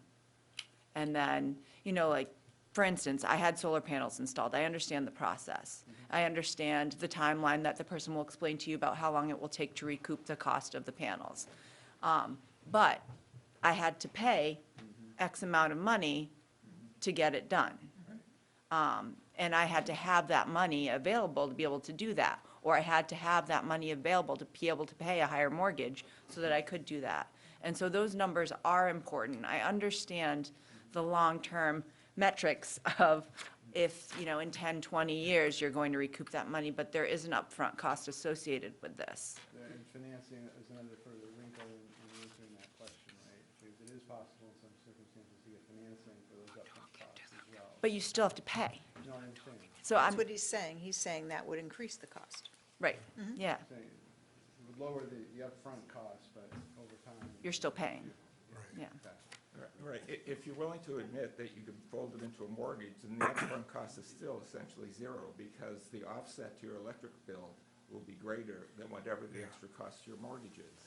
And again, there are studies that have shown this. I know it's hard to say, well, it has to cost more, but the reality is that it really doesn't, unless somehow, well, I'm not sure under what circumstance you would go otherwise, but. Jerry? Wasn't there, but I thought the committee had brought forward that if you built, that it's cheaper to build an all-electric home Right, than it is to build mixed. a mixed home. So I think in the numbers, I mean, Jamie, I'm not sure exactly, yeah, when I put the solar panels on, yes, I Right, had to you pay. understand. Yeah, I had to you say, get it. I know Yeah. exactly where you're coming from. But in building new construction, you have an initial choice of going all electric or mixed. And if you go all electric, the house is cheaper to build and then the other stuff. So so I think you need to kind of have a very, as simple as you can, explanation for that. Yeah. And, I mean, and I think the point is that, I just struggle because anyone can go and build a house according to these regulations right now, right? If I wanted to be conscientious and forward-thinking and have this in mind, I can build a house just according to this code. But it's my choice. And I struggle to take that choice away from someone. And I understand what you're saying, and I understand the benefits. I don't question any of that. But personally, me, and I don't speak for the rest of the board, I don't think, I don't know. But I struggle with taking that option away from someone. Yeah, and can you clarify, how is it taking the choice away? Because they don't have the choice to do this. They have to do this now. If this passes, or if I vote in favor of it, I'm encouraging that process. They have to have the panels to offset the. They have to build according to a more restrictive code. I'm on the committee, I can also answer that question. I think it's. You can come up to the mic. Microphone, I'm Otherwise, I sorry. can't hear you.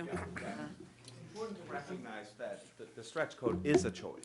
So you can build cheaper electric home and you don't have those requirements.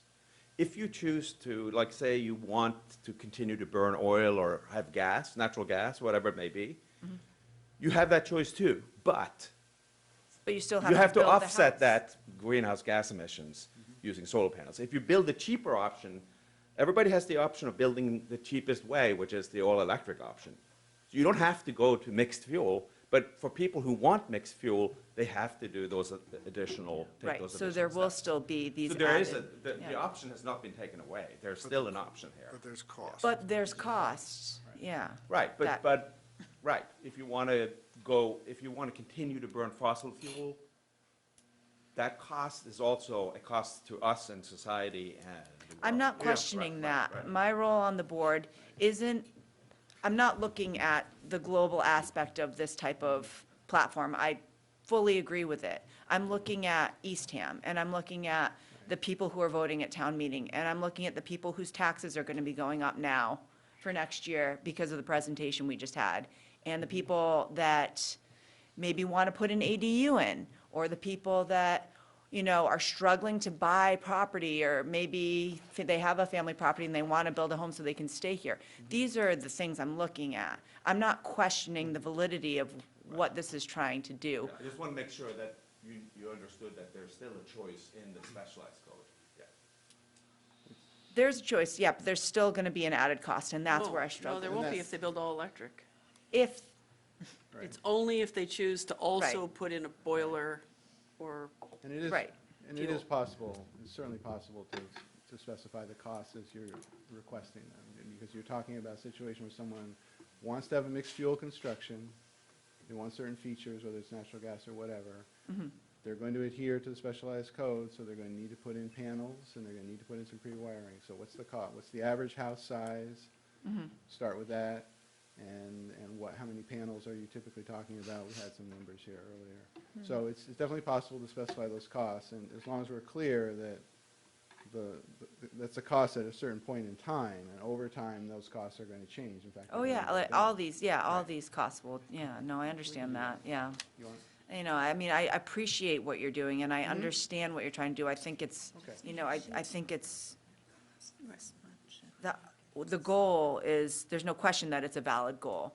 But for me, the question is the process, and if it's the best process for residents in Eastham right now. This is Tom McNellis. If you want to say something, Tom? Yeah, Tom's right let me- here. Let me just try to summarize, I think, Jamie, in terms of numbers that you were talking, based on Jack's rough numbers for an average house, roughly about $20,000 for those solar panels, if you choose to go with a mixed fuel home, minus $6,000 in rebates. So it's about $14,000. Now, when you put that into the mortgage, your cost over a 20-year mortgage is going to be around $700 per year, right? And extra, but you're saving all of the electric costs that you would have had, which can be, depending on the house, $300, $400, $500 a month in the No, winter. yeah. So in essence, what we're doing is moving the costs over a little bit. In many cases, people come in and they're buying a house that the builder has already built for them. And so this is this is providing the opportunity for those builders to come in and build the types of homes that I think if everyone understood what they were getting in terms of benefits, they would overwhelmingly go for this. And they can. And they can. They can today. Except in the cases where the builder has already built, you're stuck with buying what that builder has chosen. I mean, if I'm building a house, I'm telling the builder what I'm building. Amy, Cheryl G. on the screen has Okay, her hold hand up. on. Rick Knight had a question here from Yeah, the Finance Committee. What we're talking about is a regulation, and I'm hearing that there's financial incentives without the regulation. Where I come from usually, it's minimize regulations and sell the heck out of if there's real benefits, sell the heck out of them. That's kind of where I'm sitting on the fence. Okay, we have a hand up on Zoom. Cheryl Gale from the Oh, committee. Cheryl. Assuming that's who it is. Oh, wait a minute. I have a real picture. Can you do that? Or I don't know how to show my real picture, not me kayaking. Well, you have to, Cheryl, you have to, I'm going to promote you to panelist. You have to accept that. Oh, I didn't accept that. You have to accept some.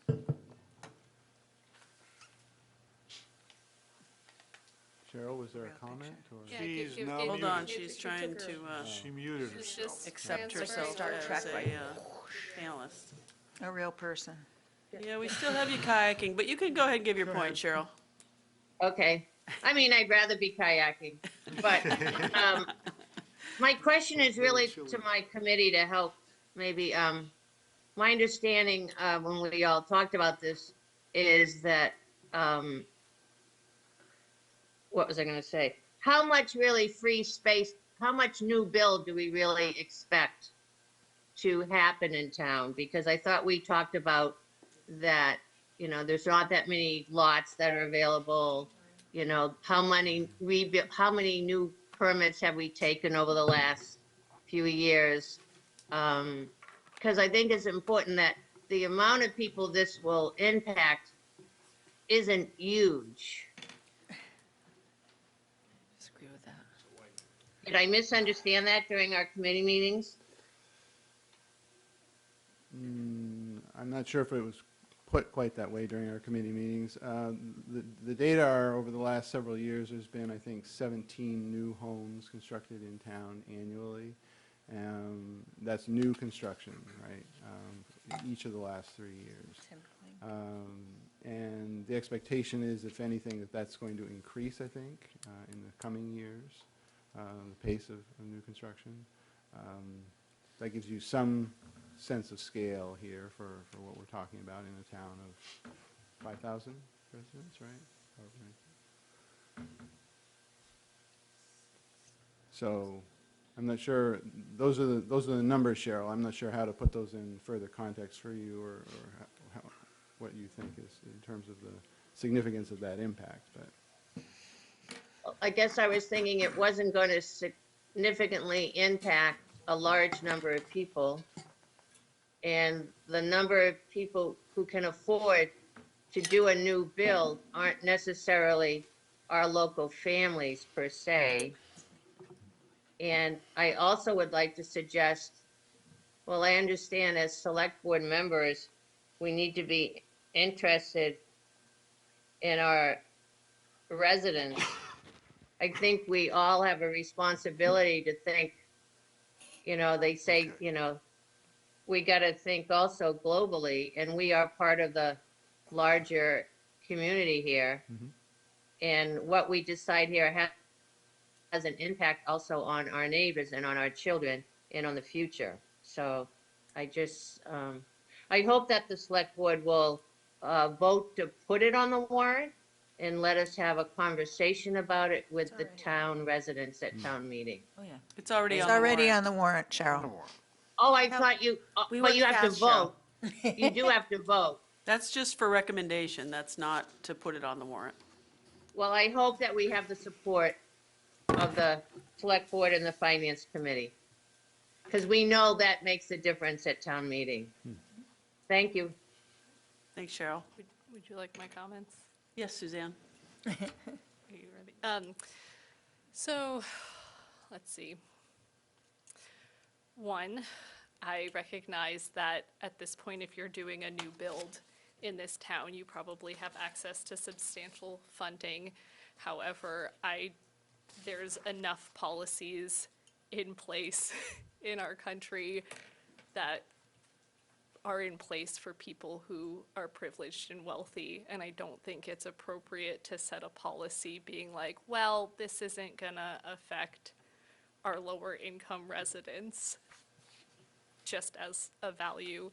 And then this possibly being added on to the cost of an ADU, which when we passed that was fairly reasonable, and now the cost of building one is higher. And it gets pretty daunting when like, you're like, oh, maybe I could do it. And then these little things just keep adding up to where you can't. I have some serious concerns about the rebates because one, you do need to like have some sort of upfront, the bank needs to be like, yeah, we will lend you that extra money. And then also the fact that maybe we won't have rebates forever. And then I'm concerned about how many homes are going to end up with solar panels on them and what that does to the cost of homeownership in a generation when you have to not only replace the roof, but also replace the solar panels. And then I think lastly, I don't super think that putting solar panels on everybody's house is gonna save us from the climate crisis because we still don't hold large polluters accountable in the way that we should. And so it kind of feels like the straw thing where we all are like trying to do the individual responsibility thing, but missing the like very large picture thing that could be a bigger bang for its buck. That's my spiel. Thanks, I'm not Suzanne. super into requiring people to put solar panels on their house. Tom? Yeah, just a quick question. This would apply not just to residential construction, but also commercial and town construction. So in the future, when we look at T-Town, I'm sorry, thank you, T-Town Town Center, this would all also apply to that, right? Yes. Okay, thanks. All right. All right, thank you so much. Thank you. All right, so we've gone through, I think the only thing left on our agenda is more warrant article review. Amy, do you want Who? to, from Sam? She's gone. Oh, I talked to her in the hallway. okay, no, mind. I think we'll do the zoning. Paul is here, and Mary. So we can do the zoning, zoning bylaws and the, even though it's not a zoning bylaw, the short-term rental property. General So maybe bylaw, the general bylaw for that, yeah. So Paul, do you want to give us just a brief rundown of each one of the zoning, the fractional use, perimeter vegetation, and site coverage? It's not public hearing, but it's, you know, so it doesn't have to be as intense as, This part of is joint, it's not. We are done with the Budget. budget, so we can adjourn. may adjourn. Paul was gonna come into our next meeting, could we just, Yeah, we can always, we can sit here. and then he wanted to come. Oh, this would be perfect. Kill two birds with one For stone. one, Paul? Unless you want to come. Yeah, I know you enjoy. I already got the time reserved, but whatever you like. Well, and I guess talk about how the planning board voted on those. Sure, so I'll go over the technical amendments. So these are really just, like I said, technical kind of housekeeping amendments. One of them is to change language in the perimeter vegetation bylaw that was passed last year. There was some ambiguous language that basically said, the intent is to maintain vegetated buffers where they exist between residential properties and encourage and maintain that. There's some language that basically says you could accomplish that by landscaping with grass. So we were just basically removing that language and strengthening the language to say it's meant to be not allowing lawn up to your. Right. So it's really just a change in the language. The other one is the has to do with the, blanking on it. Site The coverage. site coverage calculation. So again, last year, we passed maximum amounts of site coverage based on your lot size, and it's relative to your lot size. What we didn't contemplate was what happens if you have a property like a cottage colony where you have multiple units under different ownerships.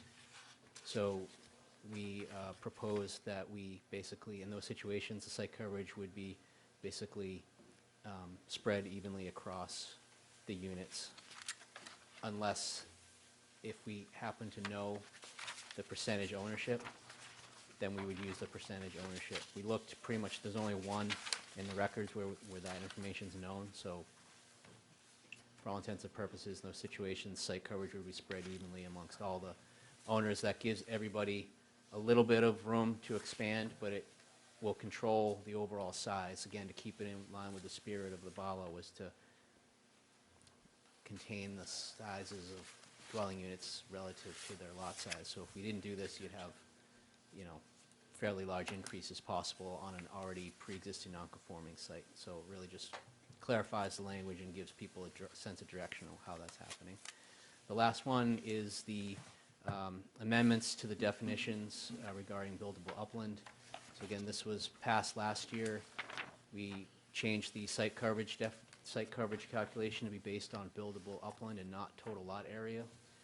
And the definition for upland refers to flood areas susceptible to flooding at high tide, which is kind of a vague term, and there's different ways an engineer could calculate that, all of which could be perfectly valid. But what we're trying to get at is we want to not include areas, if at all, that would in any event be covered at high tide. So we're implementing language that refers to the highest astronomical tide. So that basically gives us the greatest range, so that, especially on the bay side, you could calculate it where sometimes you could have buildable upland where, because the tide's out, but clearly you know most tides, the water's right up to the edge of the revetment of the rock wall. So it's really just to add clarity and give direction so that people putting projects together, engineers will know exactly how we want it calculated for Eastham's purposes. Gotcha. And then fractional ownership was the last one, but, I mean, we've kind of gone over that Yeah. from our end quite a bit. And I think so. we knew language clarification was probably coming down the line for some of those bylaws. So this is Yeah. great to see Yes. that they're right 1 year later, right there with it. So all of these bylaws were, with the exception of short-term, which wasn't required, the planning board voted unanimously to support them and recommend them. The issue on the fractional ownership, I guess the biggest issue on that is our bylaw is based on the models passed by Provincetown and Tisbury. Those are still under review by the Attorney General. And so we don't know at this point if they're going to pass or there's going to be, you know, any elements that are problematic yeah. with it. There have been indications that there may be some issues with it. So I guess one thing I wanted to bring up was, and I also will note that Truro and Wellfleet are bringing similar bylaws based on the same model this year. So we don't know yet what the guidance or what the instructions from the AG is going to be, and we may not know until the 11th hour. So I guess something to consider would be if we wanted to have an amendment on town meeting floor to strike the language that is problematic. If any of this is salvageable, strike the problem language and keep what is salvageable. So we would have, and I have a version ready that we could do that. So it's more just strategically if the board wants to Yes. take that route. That's great. Yeah, but Paul, would, you certain by May 6th something will May come 4th. down? Excuse me, 4th. Fourth be with you. No. 4th, We're supposed May to the know- 4th be with you, yes. Yeah, May the 4th. So I believe the date that we're expecting now is April 26th, is what the AG, Whoa, tight. hopefully a little bit earlier.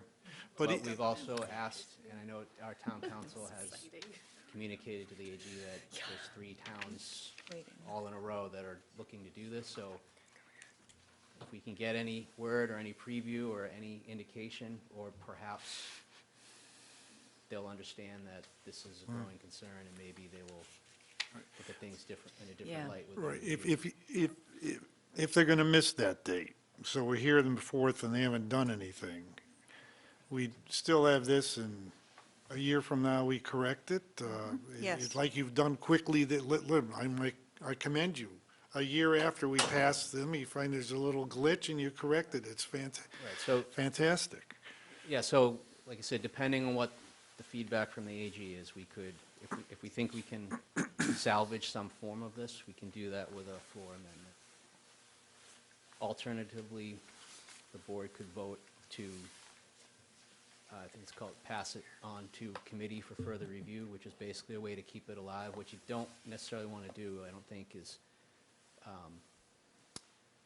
just blanking on the other technical term. Sorry. Amend what we, Oh, I know what you mean. It's right on the tip of my tongue. When you want to Indefinitely postpone, sorry. gotcha. Because then that'll kill it, and then we can't bring it back for Yeah. 2 years. So basically, if we want to keep options open, and we can't do the floor amendment for whatever reason, you could vote to passage of committee, which isn't like a negative thing, it's just basically a way to keep it alive so that we can, if we want to bring it right back next year, we can, with the proper tweaks. Or just passing it straight out would Well, that, yeah, I mean, if that do it too. doesn't that happen, sounds that's obviously the A first. little less confusing. We can look at amendments, and we can also change the motion. So we can change the motion at the last minute, and council will be present, so, you know. And we've been talking with council about all these options, so Yeah. it was really just trying to see if the board wanted to be ready with that floor amendment option. 'cause Gotcha. Depending on which way things were going. Depending on what the floor amendment would need to be. Hopefully they're, So It's minor. the, okay. I think someone may be, Trying to get Jamie, in. trying to get back in? It's Jamie, I think. Nope. Locked out. They'll vote for you. We didn't want you to vote on it. the, on the short-term rental, really the only point of discussion was the, removing the language for the legacy clause, which the board Right. wanted to pursue. So that was really the only piece that drew attention, and overwhelmingly, people were opposed to that. Jamie, did you want to say something on that? I know Jackie had something about the, About the legacy? yeah, cottage.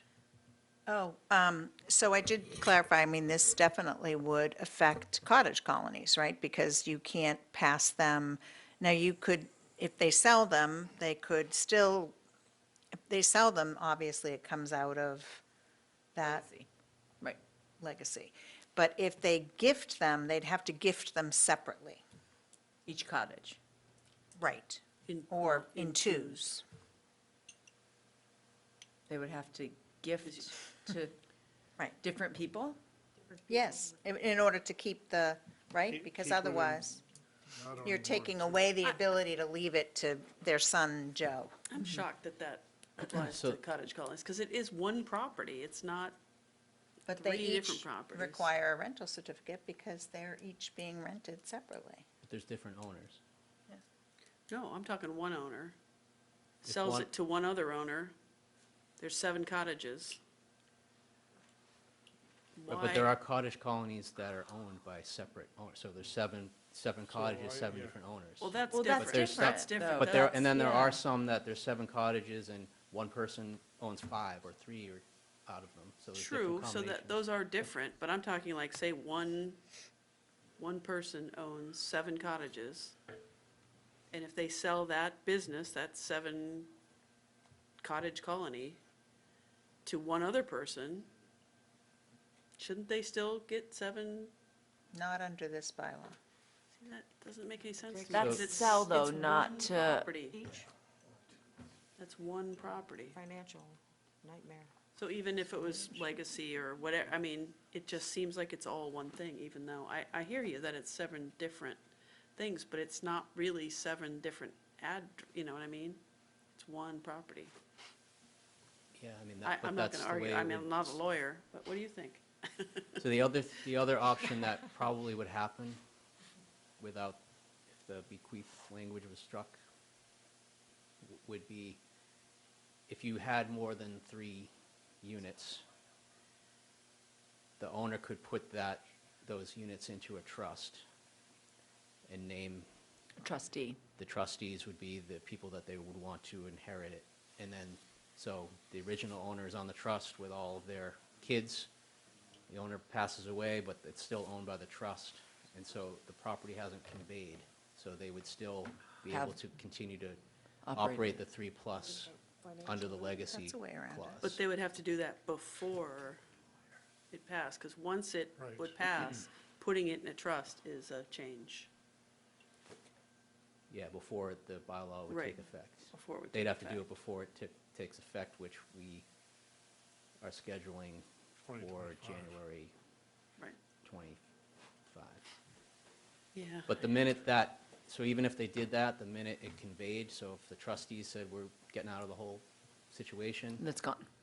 then that's gone, because now whoever bought it would need to drop some of the short-term rental. So if it was more than 3, they could only keep the 2, and then, So the Yeah. value of the property to the owner changes the day this passes. Yes.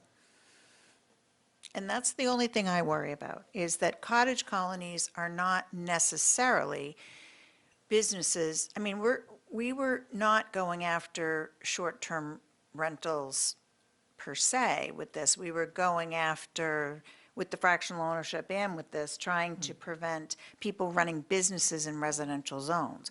A cottage colony that's on Route 6 is not Right. necessarily considered, I mean, it is in a residential zone, but I worry. I know we have one for sale right now, and I know that as soon as you pass this, if they don't sell it before the Attorney General opines, then the value of that business will change drastically.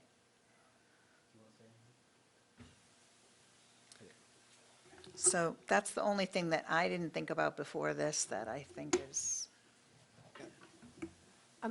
Hi, Mary Nee with the zoning task force. I think that coming out of the hearing last Wednesday, I had a couple questions that I would say we probably want to kick the tires with town council. Some of them are really technical. Even if you take the legacy provisions off and you can have property moved through trusts, the objective here was to keep corporate or investors out of this. So I want to be sure that some of the language that we've put in here, regardless of the legacy clause, such as ownership and transfer, I want to triple check that we've, in fact, have done that. I just also want to bring to your attention, which is very relevant, but I don't know how we deal with it, is I don't know if folks saw the front page of the Boston Globe the weekend before last, and then I checked with Nantucket, and I saw an article. There was a land court ruling 14 days ago. A suit had been brought by a woman who was living next door to a short-term rental, and basically the judge found that it is a commercial business running in a single-family residence zone, which is not allowed under Nantucket's zoning code. So Nantucket is literally sitting there with this ruling saying, can we rent anything? Like, what are we doing? I don't know whether they're going to come forward to include commercial rentals in their single-family zones. There's just a very big ruling that has recently passed. Another reason I would love to touch base with town council just a little bit to say, what implications does this have for us? I think when we were doing, we hadn't realized until we were at the hearing last week, and there's 18 property owners that this applies to.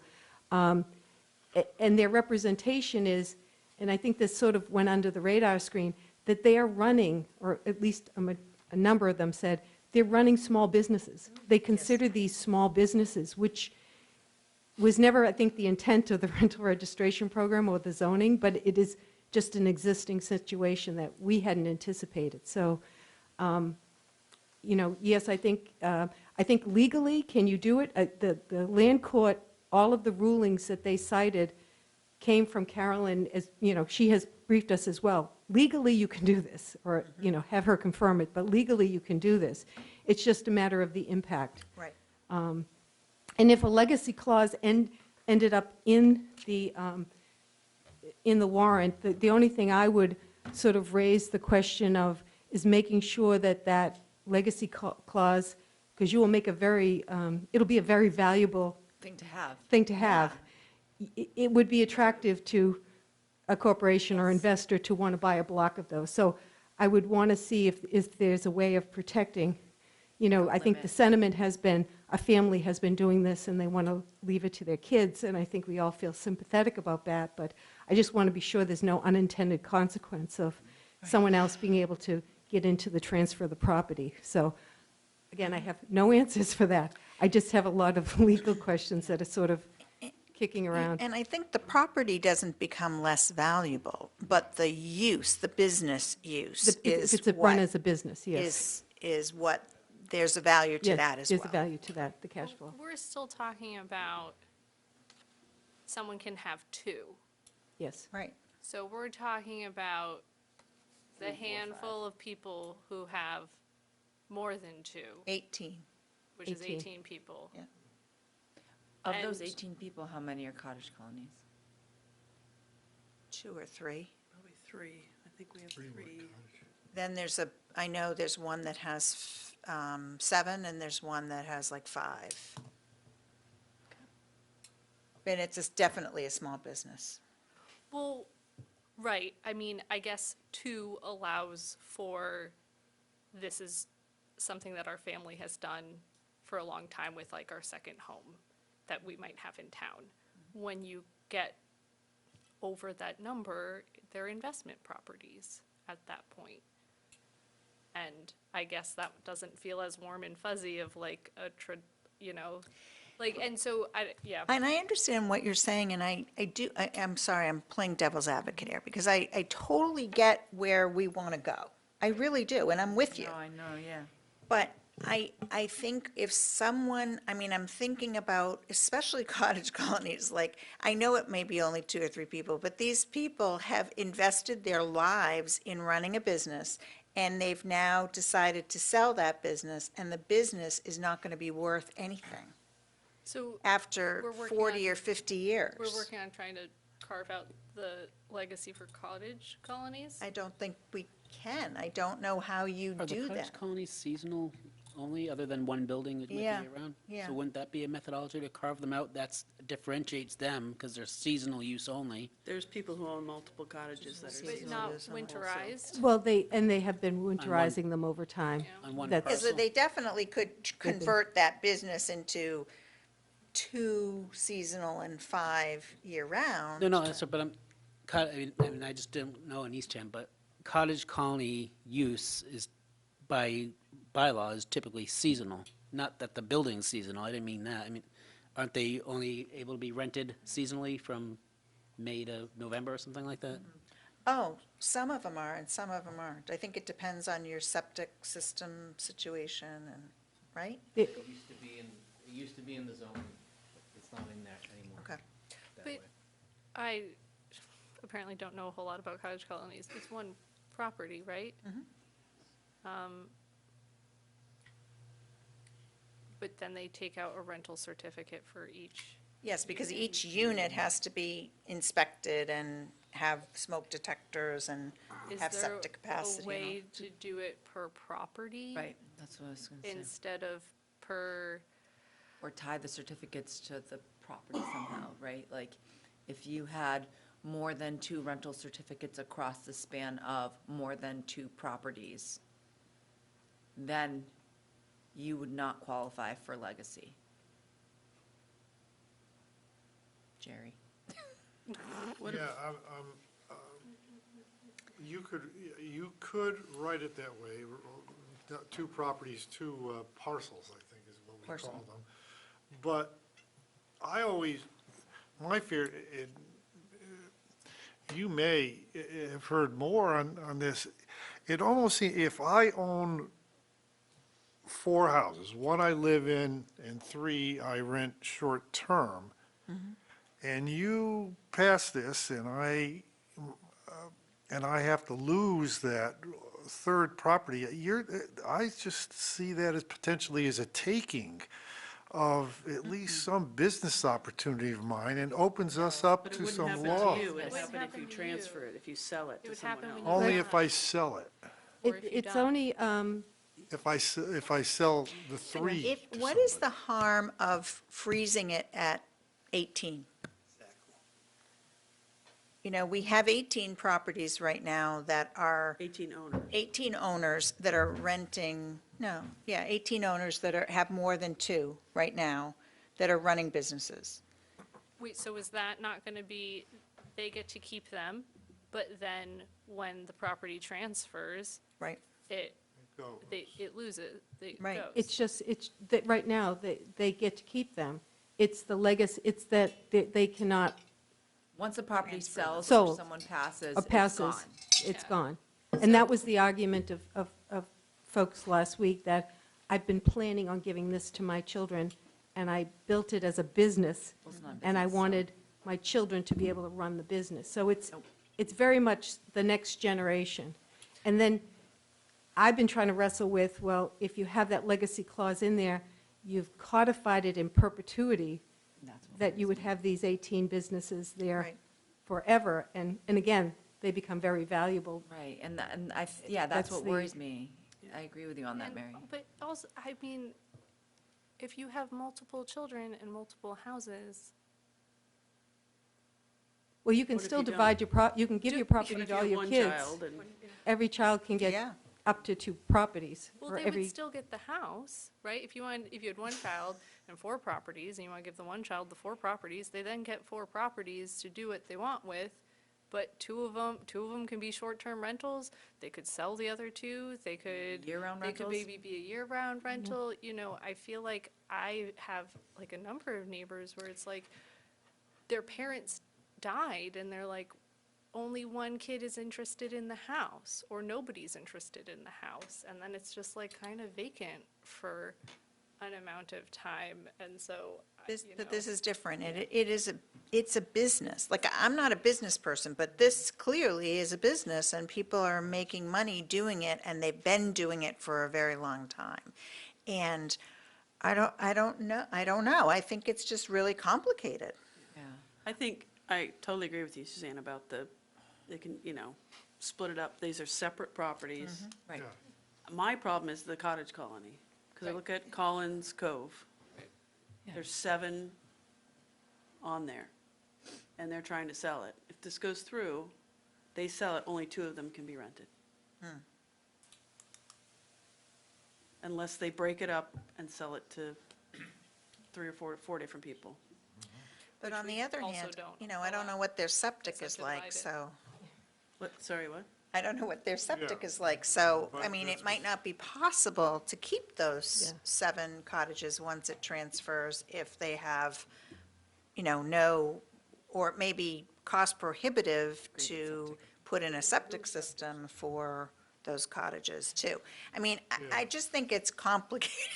I know I'm No. spanning both sides of the No. fence here, but that's how I see both sides of it, really But clearly. you're taking away a business No, that I cannot sell. wait, hold on, wait, My when you say business.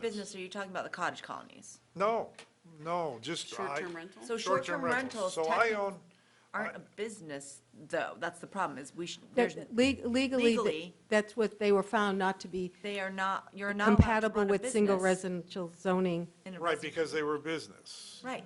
They Yes. violate They were zoning. commercial. Yes. Well, I think that's the intent of this proposal, right? Is you don't want them to be businesses. You don't want them to be there. Right. You don't want to do away with all short-term So no one, rentals. Right, no but- one should have more than two. Right, but the and point- But the ones that do are protected until, But the point I'm saying is that right now, I have set up a business with four homes, short-term rentals, and I run it, and I want to sell my business. You I can't. can't sell my business, so but you could sell individual houses. you have a situation that but you've taken away the business entity. No one had a right to a residential. business in a residential zone in the first place. Right. These You're not sort of taking flew under the anything. radar screen. That was actually the case that they challenged in Nantucket, and they went back to a Supreme Court ruling in Linfield. Because technically, this isn't a property right. It's a regulation, it's a certificate of regulations. You really don't have a right to this. We're actually, in some ways, codifying certain rights of these 18 owners that they can continue. They can continue that business. All right, Yeah. you can do that. But up until this time, though, we did allow people to have more than 2 certificates. Are you They were on- is above your mic board. on? Well, up until probably 5 or 10 years ago, we didn't have the No, situation we I have now. understand, but Yeah. if we look at the problem we were originally trying to solve, I believe that the town was trying to solve, it was fractional ownership, it was corporate ownership, it was the limitation of how many you could buy going, not, how many certificates you could acquire going forward, okay? If we're really talking about 18 people, 18 owners, right? Is this really where we want to, cause or bend our picks, so to speak? Is this really want to throw our oar in the water and make an issue? Why don't we just allow the legacy for those 18, including the hereditary, as long as it stays in the family, you can figure that out. They're probably not causing problems in the town right now. If they are, we ought to be regulating them, right? As we have to do all of our short-term rentals. Why not just leave the legacy clause in there for the 18, allow them to operate, they're providing a service to the town, to the local economy. Why disrupt their ability to give this to their kids? I don't know why the town wants to get in the middle of this right now. We have a good thing. These people are operating, within the confines of the town and the laws as they existed today. Why do we want to disrupt this? Jamie? I'm definitely going to put my oar in the water on this. It's not just 18 properties, right? It's 18 people that own multiple properties. Right. Right. Yeah, I So- said 18 owners, And right. they're not providing a service to this town. I They are disagree. they are part of the problem. Well, hold on. And I'm no, sorry. You're right. Go ahead. they're part of the problem, and that's what this board is doing right now, is looking at the roots of some of the problems that we're facing in Eastham. And this is extremely important. I'm not going to just let it go by and codify 18 people with exponentially more properties into a history of being able to profit off of residential land that people can't even live on anymore.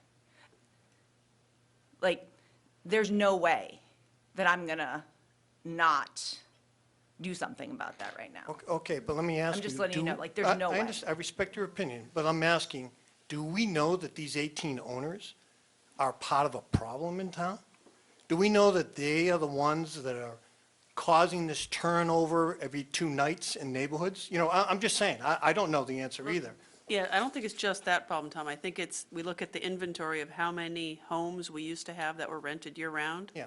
And how that has just fallen off a cliff. And now Yeah. we're down to like 80-some 80 properties. 80 year-round market. Right. We used to And have it is well over lucrative. 400. I understand. So, and if, I didn't look at all 18 property owners, but I looked at a lot of the people that spoke at the planning board hearing the other day, and the majority of these properties have been purchased since 2008. Yes.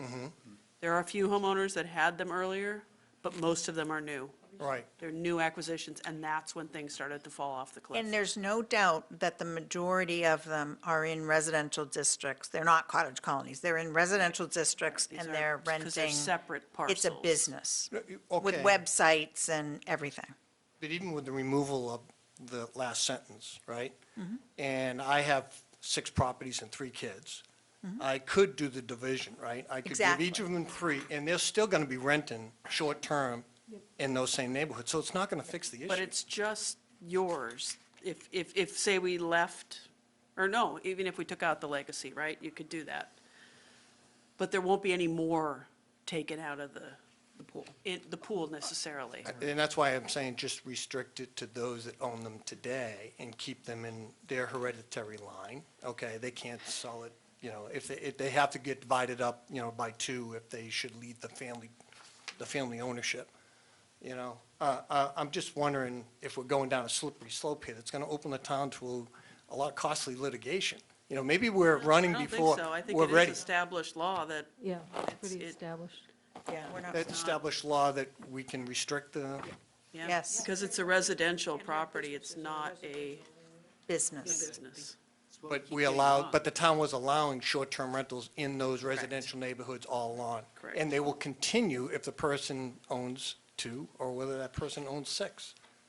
I think I thought what the town was really worried about was people coming in and turning over a property every 24 to 48 hours. That's part of You it, know? and that's No, more it's not the, just that. that's more the, why we rate, the short-term rental fee, to try to now get a handle on complaints and how many, things are rented out and they don't have certificates, they don't, Yep. getting a handle on that. So I think there's a couple issues, but they're not all this bylaw. We should move on now. Yeah, okay. I've said, I just think the 18 people, if they've been good citizens and they've been operating, properly, why do we want to disrupt that? And I think they are providing a service to the town. We're not disrupting it, though. Suzanne? I still really think that leaving the legacy for existing owners to continue to maintain their properties, and then once they are no longer the owners of the properties, that seems like a nice little transition. It might not happen all at once. It could, cause a shift in a short-term rental to maybe a year-round rental over the course of many years, and it gives people So you're saying time. leave the legacy? No, the legacy would be for people who have them today. So You you- can keep them, but when you Sell sell them. it or die, Die. Oh, okay. You So kinda that's inherit. taking it out, the that's not new- leaving You it in. can't bequeath. the new owner, I'm just Yeah, affirming that I think that it's a fairly meet in the middle sort of policy that lets the 18 owners now to continue to do their thing, but when there's a new owner, that, they should have to reapply for certificates. Yep. We do that with other things. Anyway, I thought it was pretty reasonable in terms of getting us closer to where we want to be while still allowing the use that is currently in use.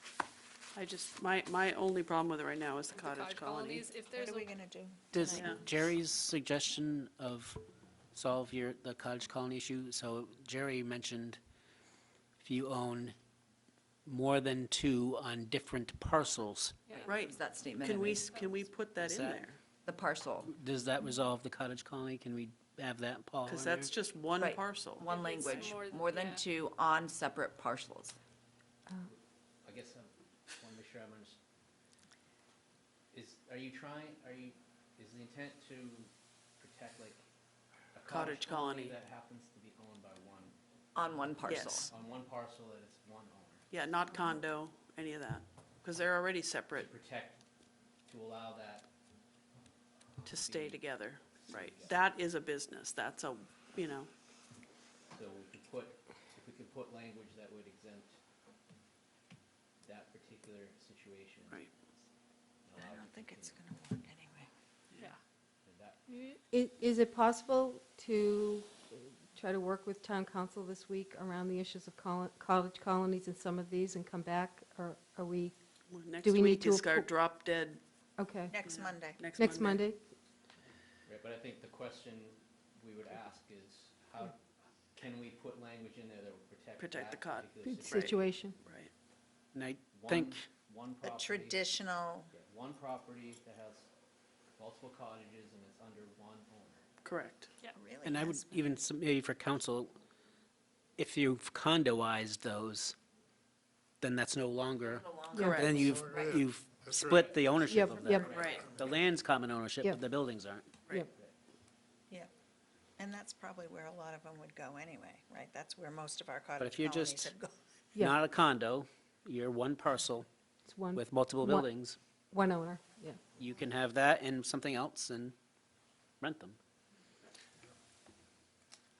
I don't know the, but we Yeah. could, we would, Yeah, I- we'll work to get back next week with some, Okay, So I the- appreciate that. If that's Super possible to have appreciate that that. carve out, you would leave in, you would strike the language, The legacy. the legacy language, but add in necessary language to protect that specialized situation. That would be the board's preference. Wait,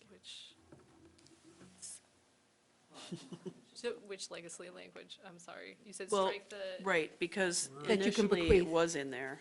Just, But I thought Just the bequeath. I thought you took it out for this. Well, one. we did, yeah, that was the proposal to Take it out. bequeath to a person or beneficiary. It has, it was stricken out of the original language, so leave it stricken, Leave it stricken. but add in cottage, So- maybe some carve out for a cottage colony or, So going forward, like, we don't need to have the struck language. We don't need to show the before and after. When it goes into the Correct. warrant, it'll go in with not having that language at all. Right, correct. The question is, can we add the new piece to protect the cottage colony? yeah, I'm just pointing that out so people will understand, like, yeah. we don't have to show the difference because there is no bylaw right now. This is just the working. And I honestly think we only have 2 or 3, right?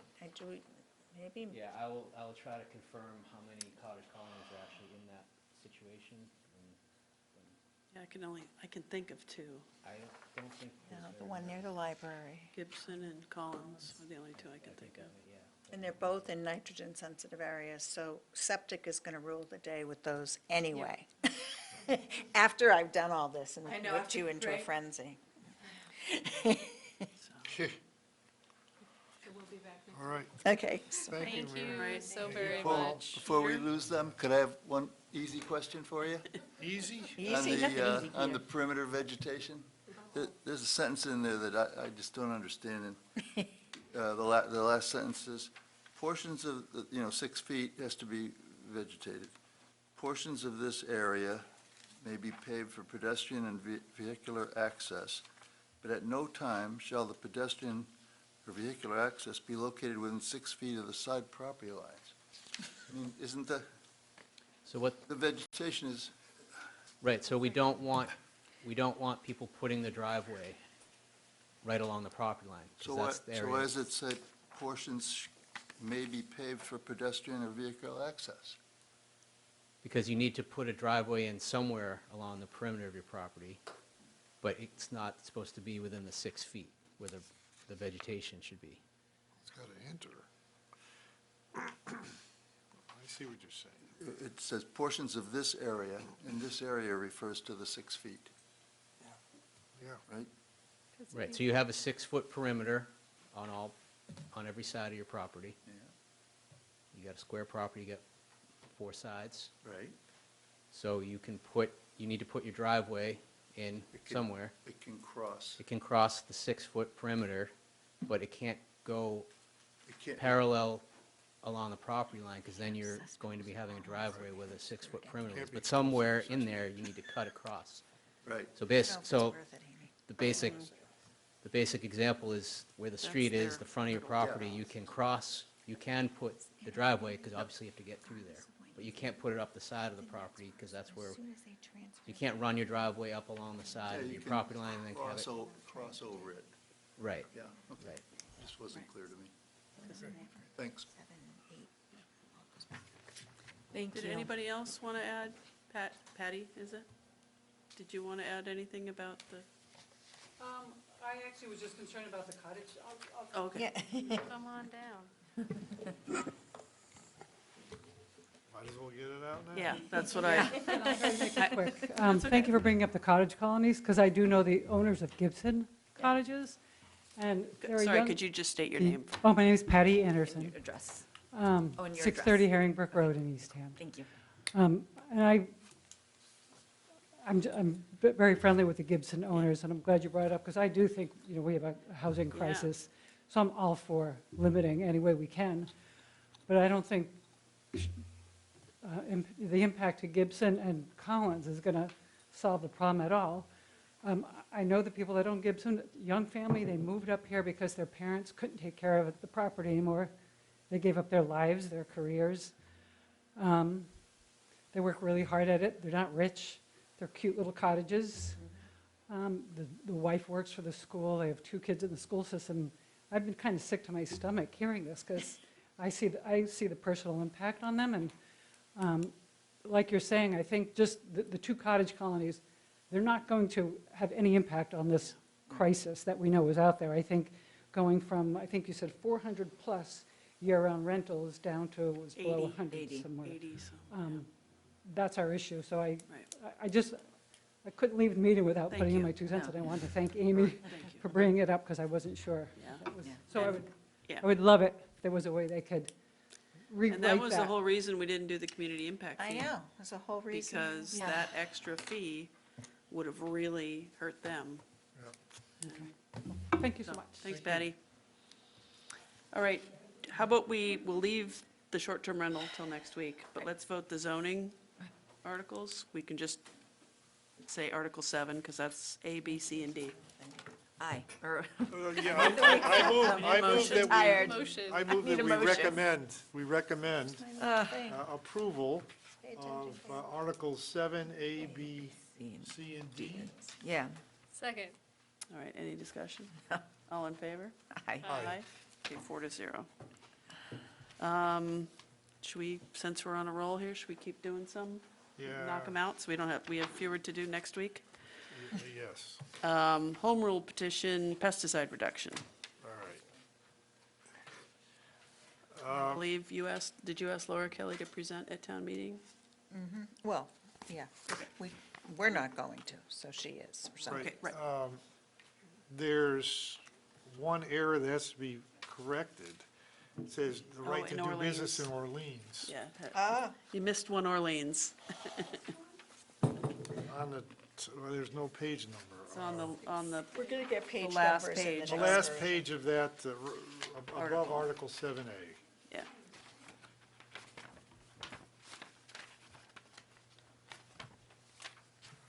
All right, but with that, Yeah, I had people question me on this. I told them, look, the town man, first, it's got to go through a whole series of hoops. It's probably going to be changed, and Changed, even yeah. if it isn't changed, the town manager has the ability to give an exemption. You have ticks all over your yard, yes, you can try and get rid of ticks and those kinds of things if they want to. I said, so it's not solid, but those are the kinds of questions that she's going to get at town Yeah. meeting. All right. I will also say that while I don't necessarily super think that the state is gonna say yes to it, I think it's an important message to send to the state that we would like some sort of ability to protect our environment in this way, and this is just one way to do it. all right, so I need a motion to recommend it. I'll make a motion to recommend Article 6A. Second. All right, any more discussion? All right, all in favor? Aye. Aye. I'll go aye, yep. Okay, any opposed? No. All right, 4-0 on Okay. that one. We're gonna skip What's the 6B? Property exemption. property exemptions. What is it? Remind me what that is. Is it in there? 6B. It's not in there? I don't No. think it's in here. No, it skips to 6B, 7A. 7A, we don't have 6B. Oh, We don't it's have the property exemptions in there. Wait, then. Okay, so we won't do it. How about the specialized energy code? Do you want to wait on that one? Or do you want to go ahead and, I know how I'm going to vote. okay. Need a recommendation? I move we recommend 5A, specialized energy code. I'll second it. All right, any more discussion? All right, all in favor? Aye. Opposed? No. Yeah. Okay. Yeah. 2 to 2. Okay.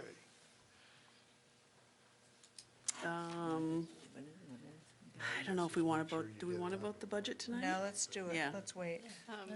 Land, All right, I think we're about done. what about land I'm going to deposition? change the land She's going acquisition to change one. those, yeah. Oh, okay.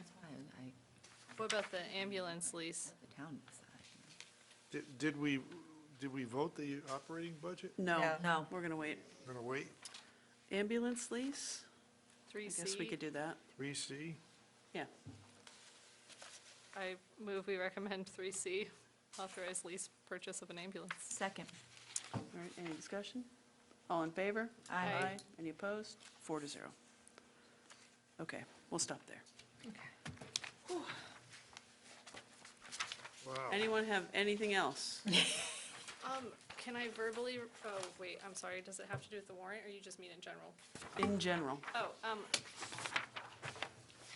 I didn't get around to responding to our one email about Oh, Juneteenth? Juneteenth, and I About Juneteenth? wanted to, I'm all mixed up here on my, I didn't number the pages, and I totally We're going to number the pages. it, well, one, we have a flag policy, right? And two, the justification Oh, right, we is can't, that I saw it that says too, we can't fly fly. a Juneteenth flag at We Town Hall can't, or Town right. Park. No. And then also, if this is from an organization, does it fall under? I got that email. If we fly one flag, we have to like. Yes. We have a Right, we already policy. set the You policy. gotta I fly want 'em people all, to know yeah. that, like, we have a policy. We have a Right, we can't policy fly that another does not flag. allow us to fly any To fly a flag flag. other than the state of Massachusetts, the American flag, and the veterans' flags. Veterans. The one thing in response to that is, we have the holiday. We've done the holiday Juneteenth. So, Yeah. So we can post we can post things. things about it, because But they could also come in and talk about it, or, you know, Do things at the library. That might be a good thing. Yeah. public information. All right, All right, Catch basins. catch basins. let's hear it. I make a Motion motion. to adjourn? Second. All right, any more discussion? All in favor? Aye.